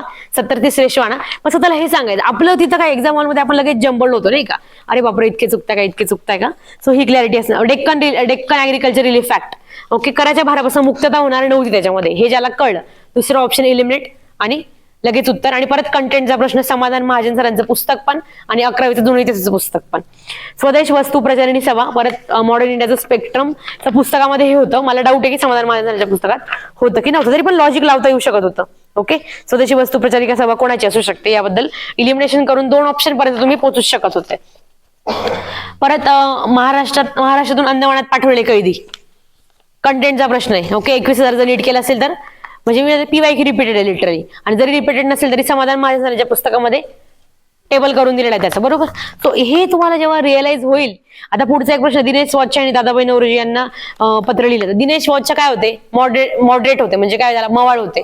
मवाळ क्रांतीचा मार्ग अनुसरतील का, नाही. क्रांतीचा मार्ग अनुसार इलिमिनेट करा, ला इलिमिनेट करा, उत्तर आलं. So this is how you have to play. झाले 15 प्रश्न. 15 प्रश्न मला वाटतं की 3 प्रश्न अवघड होते, 12 प्रश्न आपले सुटू शकत होते. ओके, एखादा आपल्याकडनं मी म्हणले की झालीच त्याच्यामध्ये चूक, खूप ओव्हर कन्फ्युजन झालं, 11 बरोबर येऊ शकत होते. So this is beauty. तुम्ही प्रत्येक विषयामध्ये विचार करा की असे बरोबर आणले समजा. ओके, प्रत्येक विषयामध्ये 6 विषय आपले 11-66 झाले 5 प्रिलिम्स. ओके, तुम्हाला सांगितले की 3 विषयामध्ये you have to play above average, 2 विषयांमध्ये ऍव्हरेज आणि एका विषयामध्ये थोडासा डॅमेज केला तरी ठीक आहे. असं तुम्हाला या विषयामध्ये डील करता येऊ शकतं. असं पूर्ण म्हणजे प्रत्येक विषयामध्ये असंच सीन आहे. ओके, तुम्ही त्याला कंटेंट कॅटेगरीमध्ये टाका, कोणता कंटेंट कॅटेगरी होता, कोणता लॉजिक आणि कोणता प्युअर लक. मग तुम्हाला रिअलाइज होईल की content category is much vast, त्याच्यावरती आपण प्रिलिम्स क्लिअर करू शकतो. So that's all from my side. आता आपण तुमचे प्रश्न घेऊया एक 20-25 मिनिटं. काय असेल डाऊट्स किंवा जर क्लिअर झालं असेल आतापर्यंत ठीक आहे, पण काही डिटेल प्रश्न विचारायचे असेल तर विचारू शकतात. येस.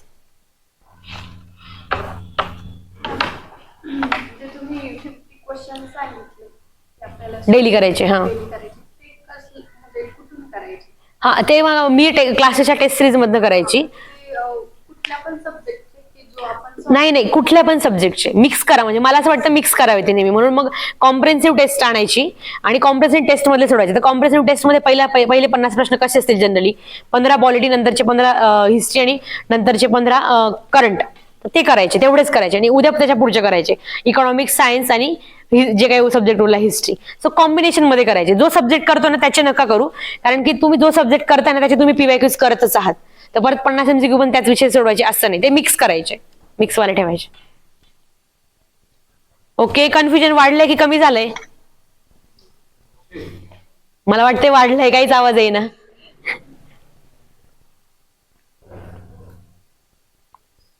Any questions? एन्व्हायरमेंट साठी म्हणजे 5च क्वेश्चन आहेत ना, मग नोट्स खूप आहे, तर नोट्स काढायचे की कसं? इन्व्हायरमेंटला मी सांगेल थोडं पीवायक्यूज वरनं खेळा. पीवायक्यूजचा जो मुद्दा आहे सगळ्यात मेन, पीवायक्यूज वरनं तुम्ही जे टॉपिक्स प्लॉट केले ना, तर ओझोनचा प्रश्न आतापर्यंत 3 वेळेस विचारला आयोगाने. ओके, सो याच्यातनं कळतं आयोगाचा आवडता एरिया आहे ओझोन. त्याच्यानंतर national park, okay, tiger reserve, हे आयोगाचा आवडता एरिया जोडा लावायला विचारलेला आहे.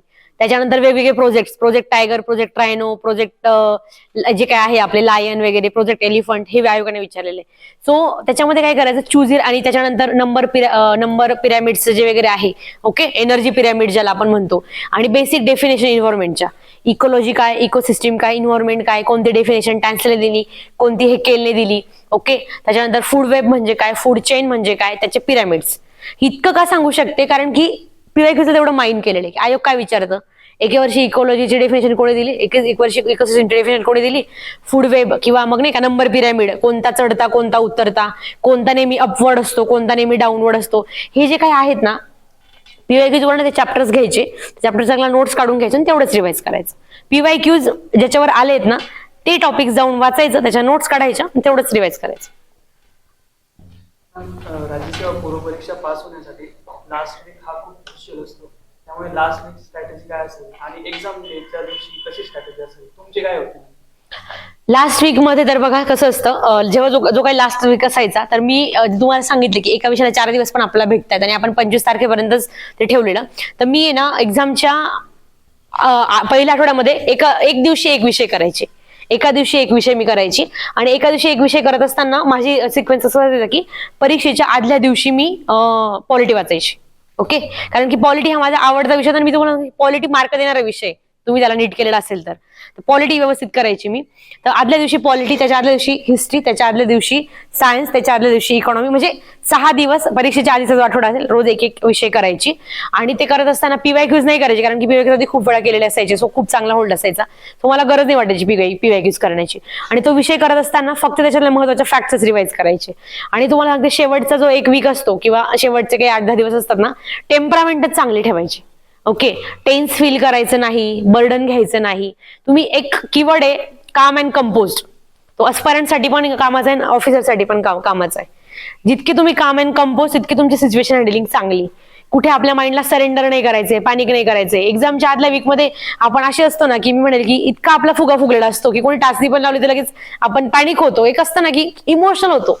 एक्झाम बद्दल आपला इतके इमोशन्स अटॅच झालेला असतं आपला की एखादा म्हटला की ह्यावेळेस झालं पाहिजे बरं तुझं, तरी आपल्याला लगेच वाईट वाटतं की यार का असं लोक येऊन बोलतायत ना. त्यांनी खूप नॉर्मल म्हणून म्हटलं असं, त्यांना इंटेन्शन नसतं आपलं हर्ट करण्याचं, पण आपण हर्ट करून घेतो.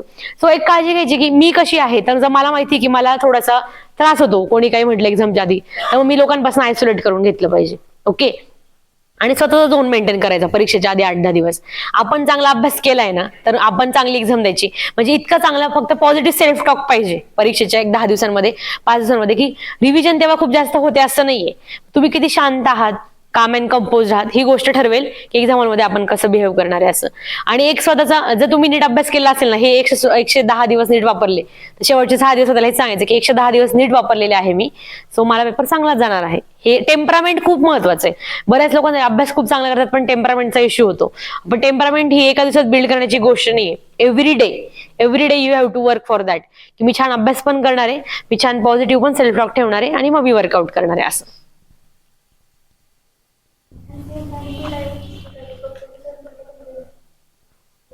येस आहे पुरेसा. आपल्याला बुकलिस्ट बद्दल बोलायचं होतं. पॉलिटी तुम्ही सांगा मला बुकलिस्ट, मी तुम्हाला विचारून लिहिते. Polity yes, no doubt.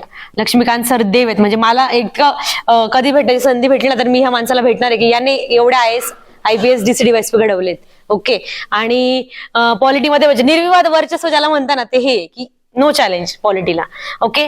हिस्ट्रीला काय वाचता तुम्ही? समाधान महाजन सरांचं पुस्तक. ओके. समाधान महाजन सरांचं पुस्तक वाचतात.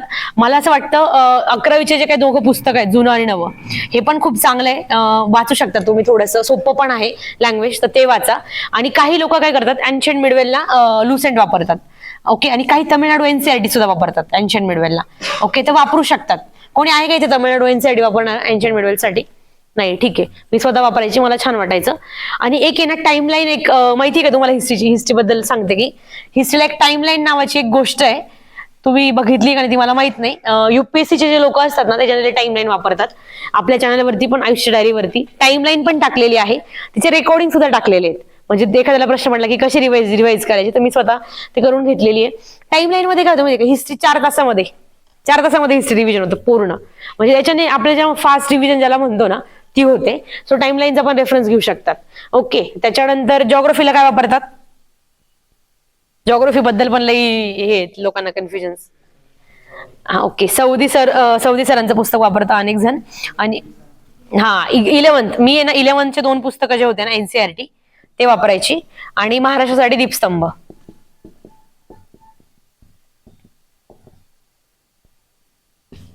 राईट. त्याच्यानंतर पॉलिटी आता काय म्हणतात जॉग्राफी हिस्ट्री. इकॉनॉमिक्सला देसले सर. इतकं सांगते देसले सरांचं पार्ट 1 आणि पार्ट 2 मधले ना 3 चॅप्टर महत्वाचे आहेत. पार्ट 2 चे पुस्तक आहे सरांचं डेव्हलपमेंटचं, त्याच्यामधलं ते सामाजिक समावेशनाच्या योजना त्याच्यावरती एक प्रश्न विचारतात ती शाश्वत विकास आणि अजून एक आहे पॉप्युलेशन. हे 3 चॅप्टर आपल्याला प्रिलिम्ससाठी इकॉनॉमिक्सचे देसले सरांच्या पार्ट 2 च्या पुस्तकातनं करायचे. कोणता विषय राहिला आपला? सायन्स. काय वाचता? मस्के सरांचं पुस्तक वापरता. येस. ओके. आणि अजून काय राहिलं? करंटला पृथ्वी किंवा जे लोक काय वापरतात ते आपलं बाकीचं सिम्प्लिफाईड वगैरे काय जे तुमचं असेल XYZ डायरी बेरी इयरबुक वगैरे ते पृथ्वी माझं फेवरेट होतं. ओके. झाले का 6? हा. पर्यावरण. ते पर्यावरणाला तुषार घोरपडे सरांचं पुस्तक लोक वापरतात. मी ते थोडं UPSC करायची तर मी शंकर IASच वाचलेलं होतं. सो तेवढं सफिशियंट होतं. आणि ते काय सारखेच आहेत दोघं पण पुस्तकं. ओके. आणि हे झाले. सायन्सच्या बाबतीमध्ये आजकाल लोक म्हणतात की कंटेंट मधनं प्रश्न थोडे कमी येत आहे, आयोग थोडासा वेगळा जातोय आउट ऑफ बॉक्स. तर त्याच्यासाठी आम्ही काही वेगळं करू का? तुम्हाला वाटतं नका करू. Okay. Science is very vast. तर तुम्हाला पण थोडंसं लिमिटेशन्स येणार आहे ना त्याच्यामध्ये की काय कितपत करणार आहे वगैरे. सो इकडे थोडा एक्सलन्स वाढवा, सायन्स थोडं डॅमेज कंट्रोलला ठेवा. सायन्समध्ये ना बरेच लोक न्यूमेरिकलचा खूप इश्यू करतात. ओके. काही न्यूमेरिकल्स खूप सोपे आहेत. Force is equal to mass into acceleration, work done equal to force into displacement, power is equal to work upon time, V is equal to IR. Okay. Resistance series मध्ये म्हणजे सरळ addition करायची, parallel मध्ये म्हणजे 1 upon reciprocal घ्यायचा. जे सोपं आहे ना ते करा, इश्यू करू नका. म्हणजे काहींचं कसं असतं न्यूमेरिकल अवघड म्हणजे सगळेच अवघड असं नाहीये.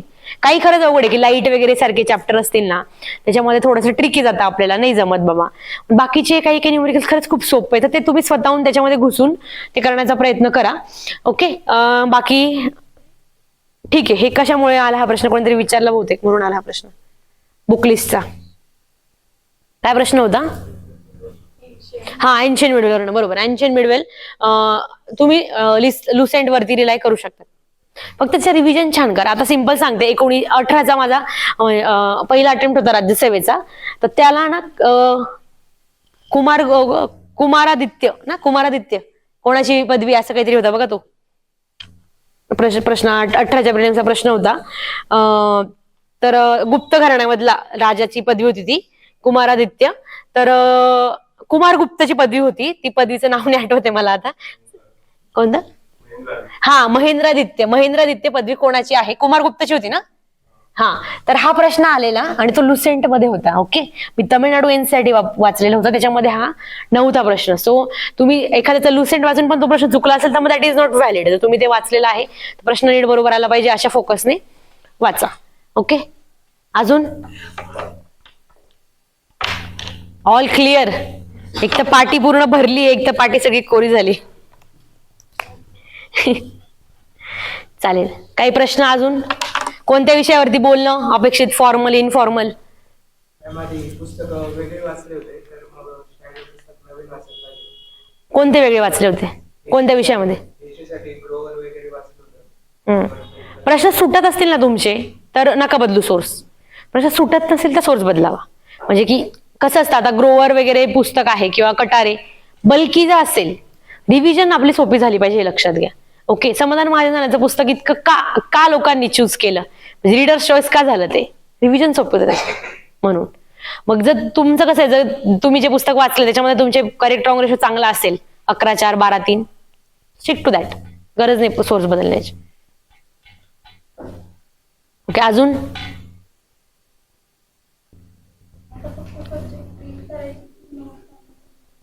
आता मला वाटतंय subject reading is first priority. Okay, आणि काही टॉपिकच्या नोट्स काढता आल्या तर काढून घ्याव्या. लाईक पॉप्युलेशन काढून घ्या नोट्स, खूप महत्वाच्या आहेत त्याचा. ओके, फॅक्ट्स किंवा कॉन्स्टिट्यूशन नॉन कॉन्स्टिट्युशनल बॉडीचे चॅप्टर वाचताना सायमल्टेनियसली टेबल बनवून एकाच याच्यामध्ये NCST, NCSC, NCBC म्हणजे काय, national commission for SC ST backward class, 15 मिनिटांमध्ये 3 चॅप्टर रिवाइज होतील. तो स्मार्टर जितकं करता येईल, पुढचे जे काही आपले दिवस आहेत ना, तुम्हाला सांगितले 40 आणि 25, त्याच्यामध्ये मला जितकं गोष्टी सोप्या करता येतील तितक्या आता या 60 दिवसांमध्ये करायच्या आपल्याला. ओके, अजून सब्जेक्ट नुसार बुक आपण वाचतच असतो. काही मार्केटमध्ये नोट्स असतात ज्यामध्ये शॉर्ट ट्रिक्स वगैरे असं काय, मग काही यूज केलं तर चालतात. डिपेंड्स बरं का. आता मला ऍक्च्युली खूप लोक विचारतात म्हणजे की नोट्स वगैरे हे ते, तर त्याचा आउटपुट किती हे मला माहित नाही, कारण की मी ती मेथड वापरलेली नाही. सो मी त्याच्याबद्दल काही कमेंट करणं इज लाईक की तुम्ही एक्सपिरियन्स नाही केलं तरी तू बोलतेस, सो मी त्याच्याबद्दल जास्त नाही सांगू शकत. मला असं वाटतं की ज्याच्याने तुमचं काम सोपं होतं ना ते तुम्ही वापरावं नक्की, पण याचा अर्थ असं नाही की त्याच्याने आपण काही पळवाट काढतो. लाईक टाइमलाईन हिस्ट्रीला मी वापरली होती आणि मला ती इफेक्टिव्ह वाटायची बरं का, इफेक्टिव्ह वाटायची. सो असं काही तुमच्याकडे क्वालिटी काही असेल की याच्याने खरंच हेल्प होते तर वापरू शकतात. आपली प्रायोरिटी ना, आपला प्रश्न बरोबर आले पाहिजे ही, ते कसे पण आणा, नोट्स वाचून आणा, पुस्तक वाचून आणा, नाही तर रेकॉर्डिंग ऐकून आणा, पण आणा. ओके, आणि हे पण सांगेल की हा एक लास्टला याच्याबद्दल बोलूया की वेळ कसा वापरता याच्यावरती कशा गोष्टी डिपेंड असतात. म्हणजे काल पण माझ्या प्रिलिम्स मेंटरशिपच्या बॅचमध्ये मी सांगितलं, कोणी आहे का प्रिलिम्स मेंटरशिप बॅचचं? नाही ना, ठीक आहे, ओके आहे. हा, कालच त्यांना सांगितलं रेकॉर्डिंग मध्ये की वेळ कसा वापरता. म्हणजे माझा स्वतःचा थोडा जर्नी तुम्हाला एक सांगते. कोविडच्या काळानंतरचा, कोविडच्या आधी मी पुण्यात अभ्यास केलाय आणि कोविडच्या आधी मी पुण्यातून कोविड नंतर घरी गेलेली. तर 19 जून 2020, ओके, इथून पुढचा जर्नी मी तुम्हाला सांगणार आहे फक्त. 19 जून 2020 ला आमचा रिझल्ट लागला राज्यसेवा 19चा. ओके, ज्याच्यामध्ये माझी 11 मार्क्सने नायब तहसीलदार पोस्ट गेली. ओके, आणि मग मला 0 पासून अभ्यास सुरू करायचा होता. मी घरी होती आणि तेव्हा सगळ्या लायब्ररीचा वगैरे सेटअप बंद होता, कारण कोविड होता, सगळ्या लायब्ररी बंद होत्या आणि म्हणूनच मी पुण्यात घरी गेली होती. आणि रिझल्ट लागला, रिझल्ट नाही झाला, आता अभ्यास तर करायचा आहे. तर 20 आणि 21 आहे ना, मी फक्त रडत होती. म्हणजे खूप नाही का, आपण रिझल्ट गेल्यावरती जी आपली फिलिंग असते ती माझी होती.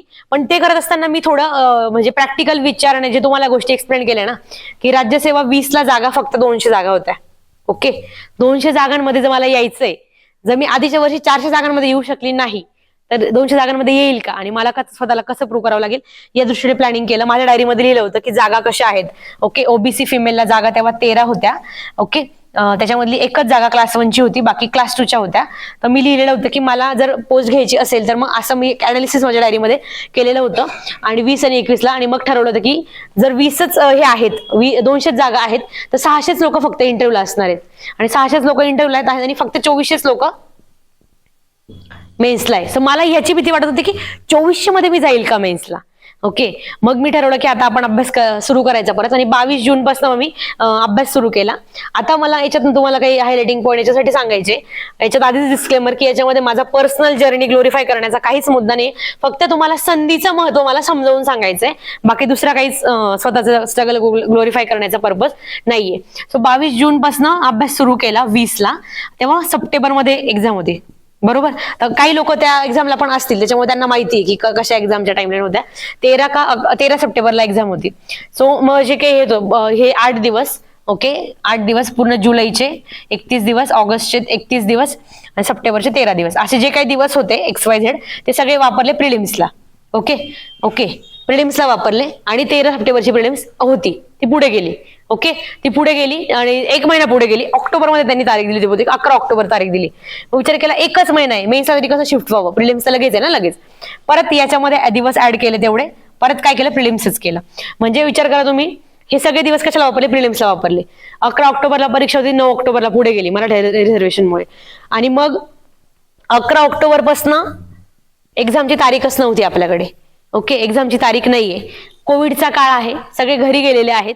ओके तेव्हा लोकांचे बिचारांचे सगळ्यांचे जीवन मरणाचे संघर्ष चालू होते. 11 ऑक्टोबर ते 11 जानेवारी 11 जानेवारीला त्यांनी तारीख दिली राज्यसेवा 20ची की 14 मार्चला एक्झाम होईल. पण हे 2 महिने काय केलं, मध्ये तर दिवाळी पण होती बरं का, मध्ये दिवाळी होती ऑब्व्हियसली. पण हे 2 महिने पूर्ण वापरले मेन्सला, राज्यसेवा मेन्सला. 11 ऑक्टोबर ते 11 जानेवारी मेन्सला वापरले, दिवाळी न सेलिब्रेट करता. एक्झाम पुढे नाहीये ओके तरी सुद्धा घरी राहून अभ्यास केलाय फक्त. घरचे दिवाळीसाठी गावाला गेले, मी नव्हती गेली, मेन्सचा अभ्यास केला. 11 जानेवारीला आयोगाने तारीख दिली की 14 मार्चला तुमची एक्झाम होईल. किती 14 मार्चला. विचार केला की 14 मार्च आधी तर आपण इतके दिवस काय केले, फक्त प्रिलिम्स केलेले. सो आपल्याला काही एकदम लगेच प्रिलिम्सला जाण्याची गरज नाहीये, आपण ओव्हरलॅपिंग वाले सब्जेक्ट करू. सो जानेवारीचा महिना जो होता तो मी मेन्स केला आणि फेब्रुवारी आणि मार्च 1.5 महिना तेव्हा मी प्रिलिम्सला केला. का केला 1.5 महिना, ओनली 1.5 मंथ्स, का माहितीये का, कारण इथे केलेला होता म्हणून. ओके ते तर नसतरीच घेतली रिस्क, पूर्ण प्रिलिम्स केला असता. मग 11 मार्चला परत एक्झाम पुढे गेली, माहितीये ते आंदोलन झालं. ओके ऍस्पायरंटच्या रस्त्यावरच्या येण्यामुळे परीक्षा सीएम साहेबांनी सांगितलं की 21ला तुमची एक्झाम होईल, बरोबर. 14 मार्चच्या हॉल तिकीट वरती 21 मार्चला एक्झाम झाली, राईट. 21 मार्चला एक्झाम झाली आणि प्री झाली. इतका आधीच खूप चांगला अभ्यास केलेला होता, टेस्ट पेपर सोडवलेले होते. सीसॅटचे तर 35 पेपर सोडवले होते मी, 35 सीसॅटचे पेपर सोडवले होते. म्हणजे पुण्यातल्या ऍस्पायरंट्सला सुद्धा इतके टेस्ट पेपर नसले इतके मी घरी मागवायची. तो ज्याला करायचं असतं ना तो काही सगळे वेज करतो. तेव्हा आम्ही एक तर कुरिअरने मागवायचो, एक्स्ट्रा चार्ज घ्यायचे कोविडच्या काळामुळे, द्यायचो. कारण की कळायचं की आपल्या एका परीक्षा पासून जर आपण पुढे जात असतो तर ह्या छोट्या छोट्या गोष्टींचे पैसे इतके काही मॅटर नाही करत. सो 21 मार्चची प्रिलिम्स जरी स्कोर चांगला आला तेव्हा 218 स्कोर होता. That was very tough prelims. 20ची प्रिलिम्स खरंच खूप अवघड होती. 218 वगैरे स्कोर आला आणि मग ठरलं की क्लिअर आहे, आता आपल्याला मेन्सचा अभ्यास करायचा आहे. तेव्हा पण आयोगाने तारीख दिली नव्हती बघा. April, May, June, July, August, September, October, November, December. Okay हे जे काही एवढे महिने आहेत ना, तुम्हाला सांगते काय केलंय, फक्त मेन्स. मागचे एक 5-6 महिने तुम्हाला सगळं रेकॉर्ड होते, फक्त प्रिलिम्सचा अभ्यास केला होता. तेव्हा त्याच्यामुळे काय झालं, स्टॅटिक सब्जेक्ट वरती खूप चांगला होल्ड आला.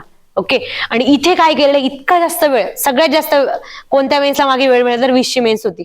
मार्च मध्ये प्रिलिम्स आणि डायरेक्ट डिसेंबर मध्ये प्रिलिम्स. इतका फरक, जे काही 8 महिने होता ना फक्त मेन्सला वेळ मिळालेला होता. तो वापरला खूप नीट होता. ओके मार्च नीट वापरला, मे नीट वापरला, जून नीट वापरला. इथे जुलैमध्ये थोडंसं 10 दिवस माझी आजी एक्सपायर झालेली, तर 10 दिवस माझा अभ्यास झाला नव्हता. आणि मी का इथे आयोगाने तारीख डिक्लेअर केली नव्हती इथेपर्यंत. सो मी ती रिस्क घेतली 10 दिवस जाऊ देण्याची किंवा अभ्यासात टंगळमंगळ करण्याची. जर आयोगाने त्यावर तारीख डिक्लेअर केलेली असते ना तर इथे पण माझे 2च दिवस राहिले असते फक्त. सो प्रायोरिटी आपल्याला कळली पाहिजे. आयोगाने तारीखच डिक्लेअर केलेली नव्हती आणि माझे स्वतःची समजूत मी घालू शकत होती की मागचे सगळे महिने तो खूप नीट वापरलेले आहेत. ओके सो तू आता तुला जे करायचं ते करू शकते. तर मग थोडे 10 दिवस नाही झाले. परत ऑगस्ट, सप्टेंबर इथे कंबाईनची एक्झाम होती 5 का 6 सप्टेंबरला, 5 सप्टेंबरलाच बहुतेक. तर ती 1 महिना काय केला, हा ऑगस्ट सप्टेंबरचा 1 महिना आहे ना, अभ्यास राज्यसेवेचाच केला, ओव्हरलॅपिंग सब्जेक्टचाच केला, पण कंबाईनला पण हेल्प करतील अशा विषयांचा केला. आणि राज्यसेवेचाच अभ्यास केला आणि पेपर खूप सोडवले. मी कंबाईनचे सुद्धा 3 पेपर सोडवले होते. रोज एक पेपर सोडवायचा, 1 तासाचा कंबाईनचा पेपर, 1 तास 10 ते 11 एक पेपर सोडवायचा, 11 ते 12 डिस्कशन करायचं, बाकी वेळ पूर्ण राज्यसेवेचा अभ्यास. आयोगाने 6 सप्टेंबरला आमचा रिझल्ट लावला राज्यसेवा 20चा, म्हणजे या मार्च मधल्या प्रिलिम्सचा. आणि त्याच्यानंतर तारीख दिली की 4, 5, 6 डिसेंबर. ओके 4, 5, 6 डिसेंबर ही तारीख दिली आयोगाने. मग इथून जो टॉप गिअर परत मेन्सचा अभ्यास, मग नाही का, म्हणजे इथं पूर्ण मेन्सचाच अभ्यास आहे. ओके एकदम सिन्सिअरली. जेव्हा आयोगाच्या तारीख पण डिक्लेअर नव्हतं, इकडे कोविडची 2nd वेव्ह होती, पण देवाच्या कृपेने काही तर घरात काही हरडल नव्हतं. सो शांततेमध्ये आपण आणि आपला अभ्यास. आणि इथे परत आयोगाने तारीख डिक्लेअर केल्यावर तिथे टॉपच गिअर, इथं परत दिवाळी आली. ओके 5 नोव्हेंबरला दिवाळी होती, तर ऑब्व्हियसली मागच्या दिवाळीला घरी गेली नव्हती. इथं तर 1 महिन्यावरती मेन्स होती, इथं काय जाणार ना, इथं पण गेली नव्हती. आणि सिन्सिअरली मेन्सचा अभ्यास केला आणि 4, 5, 6 डिसेंबरला मेन्स झाली. ओके, इतका चांगला अभ्यास केला होता, पण मेन्स तितकी पण काही खूप चांगली गेली नव्हती. थोडीशी भीती वाटली की यार इतकं तर केलंय आपण, पण नाही का होईल का नाही आपलं काही वगैरे, असं थोडंसं वाटलं हे भीती. पण इथे काय झालं, 4, 5, 6 डिसेंबरला हे झाली. इथे ऑक्टोबरला 4 ऑक्टोबर 21 राज्यसेवा 21ची ऍड आली, त्याच्यामध्ये जागा आल्या डीसीच्या. ओके, तर त्या दिवशी असं वाटलं की इतकं केलंय ना, हे पूर्ण वर्ष, म्हणजे तुम्ही हे पूर्ण वर्ष इमॅजिन करा, लिटरली जानेवारीपासून तर डिसेंबर पर्यंत फक्त अभ्यासच करतोय. ओके, त्याच्या आधीचे पण 6 महिने, ज्या 19 जूनला रिझल्ट लागला, पूर्ण 1.5 वर्ष अभ्यासच करतोय. आणि डिसेंबर मधली मेन्स एवढी पण काही सोपी नाही गेली. सो काय केलं जाऊ शकतं, तर म्हटलं की आता अभ्यासच करणं एकच आपल्या हातामध्ये गोष्ट आहे. इथे मला खूप भारी वाटलं होतं की ऍड चांगली आलेली आहे, मोठी ऍड होती 400ची, आणि ओबीसीसाठी डीसीची जागा होती. तर छान वाटलं की थोडं स्टेज करू आपण, अजून 5 महिने, आपल्याला आजपर्यंत जर्नी 5 महिन्यात संपवायचं असं. आणि मग 4, 5, 6 डिसेंबरला ही झाली मेन्स. आणि त्याच्यानंतर काय झालं, लगेच 2 जानेवारीला एक्झाम होते आधी, बरोबर. 1 महिना पण नव्हता प्रिलिम्ससाठी, 1 महिना पण नव्हता. ओके, पण जेव्हा आपण अभ्यास नीट करतोय, आपली मेहनत करण्याची तयारी आहे, प्लॅनिंग नीट करतोय, काहीच घाबरून जाण्याचं कारण नाही. ठीक आहे म्हटलं करू अभ्यास. मग की कधी येते तुम्हाला माहिती की मेन्सच्या कीला थोडे 28-29ला की आली. ओके, चेक करू की नको, 3 दिवसात प्रिलिम्स आहे, चेक करू की नको, ठरवलं की नाही करायचं. प्रिलिम्स महत्वाची आहे. मेन्सचा स्कोर जो पण असेल, चांगला असेल तर मी नाही का उरळून जाईल, वाईट असेल तर प्रिलिम्स वरती परिणाम होईल, चेक कसं नाही करायचं. डिसिजन खूप इम्पॉर्टंट आहे, तुम्ही कसे घेतात ते. म्हटलं नाही करायची की चेक. आणि काय झालं, लगेच नेक्स्ट डे 2 जानेवारीची एक्झाम पुढे गेली. मग 2 जानेवारीची एक्झाम पुढे गेली, मग म्हटलं की आता की चेक करू आपण. स्कोर आला, एक 405 स्कोर आला माझा. एक कन्फर्म झालं की पोस्ट नक्की मिळेल काहीतरी. पण ज्या लेवलने मी अभ्यास करतो तसं माझा स्कोर आलेला नव्हता, पण मी म्हटलं की ठीक आहे, काहीतरी मिळतंय ना, तुला तर आधी काहीतरी पाहिजेच होतं, सो काही इतका काही इश्यू नाही. आणि मग 23 जानेवारीला जो काही पेपर आता आपण घेतला नाही का, डिस्कशन, मी तुम्हाला क्वेश्चन सांगितले, तो पेपर, ती प्रिलिम्स होती 23 जानेवारीला. 23 जानेवारीला प्रिलिम्स झाली. लिटरली सांगते, म्हणजे मिशन मोड ज्याला म्हणता ना, ठराविक काळ तुम्ही स्वतःला मिशन मोड वरती लावून घ्या, लिटरली. त्याच्याने तुम्हाला खूप गोष्टींची हेल्प होते. 23 जानेवारीला प्रिलिम्स झाली. 23 जानेवारी रात्री 10 ते 12 आम्ही 3 मैत्रिणी आम्ही ग्रुप डिस्कशन करत होतो की आपण मेन्सचा अभ्यास कसा करणार आहे. 23 जानेवारीला त्याच दिवशी बरं का. आणि 24 जानेवारीला दुपारपासून आम्ही GS4चं, सगळ्यात आधी GS4चं डिस्कशन करायला घेतलं होतं. GS4चा अभ्यास सुरू केला. आणि 24 जानेवारी पासून अभ्यास सुरू केला लगेच. आणि बघा मध्ये मार्च, एप्रिल आणि मे, 7, 8, 9 मेला एक्झाम होती. ओके, 7, 8, 9 मेला एक्झाम होती. आणि हे केलं. इथं आमचा मेन्सचा रिझल्ट लागला, 20च्या मेन्सचा. इथं 20 एप्रिलला माझा इंटरव्ह्यू होता. पण हे सगळं आधी माझ्या डोक्यात होतंच की आपल्यामध्ये इंटरव्ह्यू येणार आहे, मेन्स आणि इंटरव्ह्यू आपल्याला बॅलन्स वगैरे करायचा आहे. पण एक स्वतःला सांगितलेलं होतं की मागचं 1.5 वर्ष सगळं सोडून जर आपण एका गोष्टी करतोय, तर इथेपर्यंत आपल्याला 9 मे पर्यंत मला सरेंडर नाही करायचंय, मला टिकून राहायचं. माझे किती पण धावपळ होऊ दे, किती पण इमोशनल अपडाऊन होऊ दे, पण मला टिकून राहायचंय. ओके, 20 एप्रिलला इंटरव्ह्यू दिला पुण्यात, लगेच नाशिकला गेली. पुढचे 10 दिवस, ओके, 20 ते 30 हे 10 दिवस, आणि हे पुढचे 7 दिवस, हे 17 दिवस खूप चांगले बॅलन्स केले. इथे मध्ये रिझल्ट लागला, 29 एप्रिलला. तेव्हा पोस्ट कन्फर्म झाली की आपला क्लास 2 पोस्ट नक्की भेटेल. पण तरी पुढचे 10 दिवस स्वतःला नाही का एक अस्परंट मोडमध्ये ठेवलं, ऑफिसर मोडमध्ये लगेच गेले नाही. त्याचाच हा फायदा झाला की म्हणजे सलग एक्झाम येतात ना, त्याचा फायदा इन शॉर्ट तुम्हाला सांगायचा होता. ओके, वापरू शकतात, काहीच हरकत नाही, वापरू शकतात. ओके, सो हे याच्यासाठी सांगितलं की संधी आणि मिशन मोड खूप गरजेचा आहे, तो घ्या. त्याच्याने खूप साऱ्या गोष्टी तुम्हाला गोष्टी क्लिअर होतील आणि त्याची क्लॅरिटी भेटेल. Okay, that's all from my side. Wish you all the best. खूप छान अभ्यास करा, संधी तुमच्या पुढे उभी आहे. म्हणजे याच्यातले सगळे लोक ऑफिसर होऊ शकतात. ओके, आणि फक्त व्यवस्थित वेळ वापरा. सो थांबूया. Wish you all the best.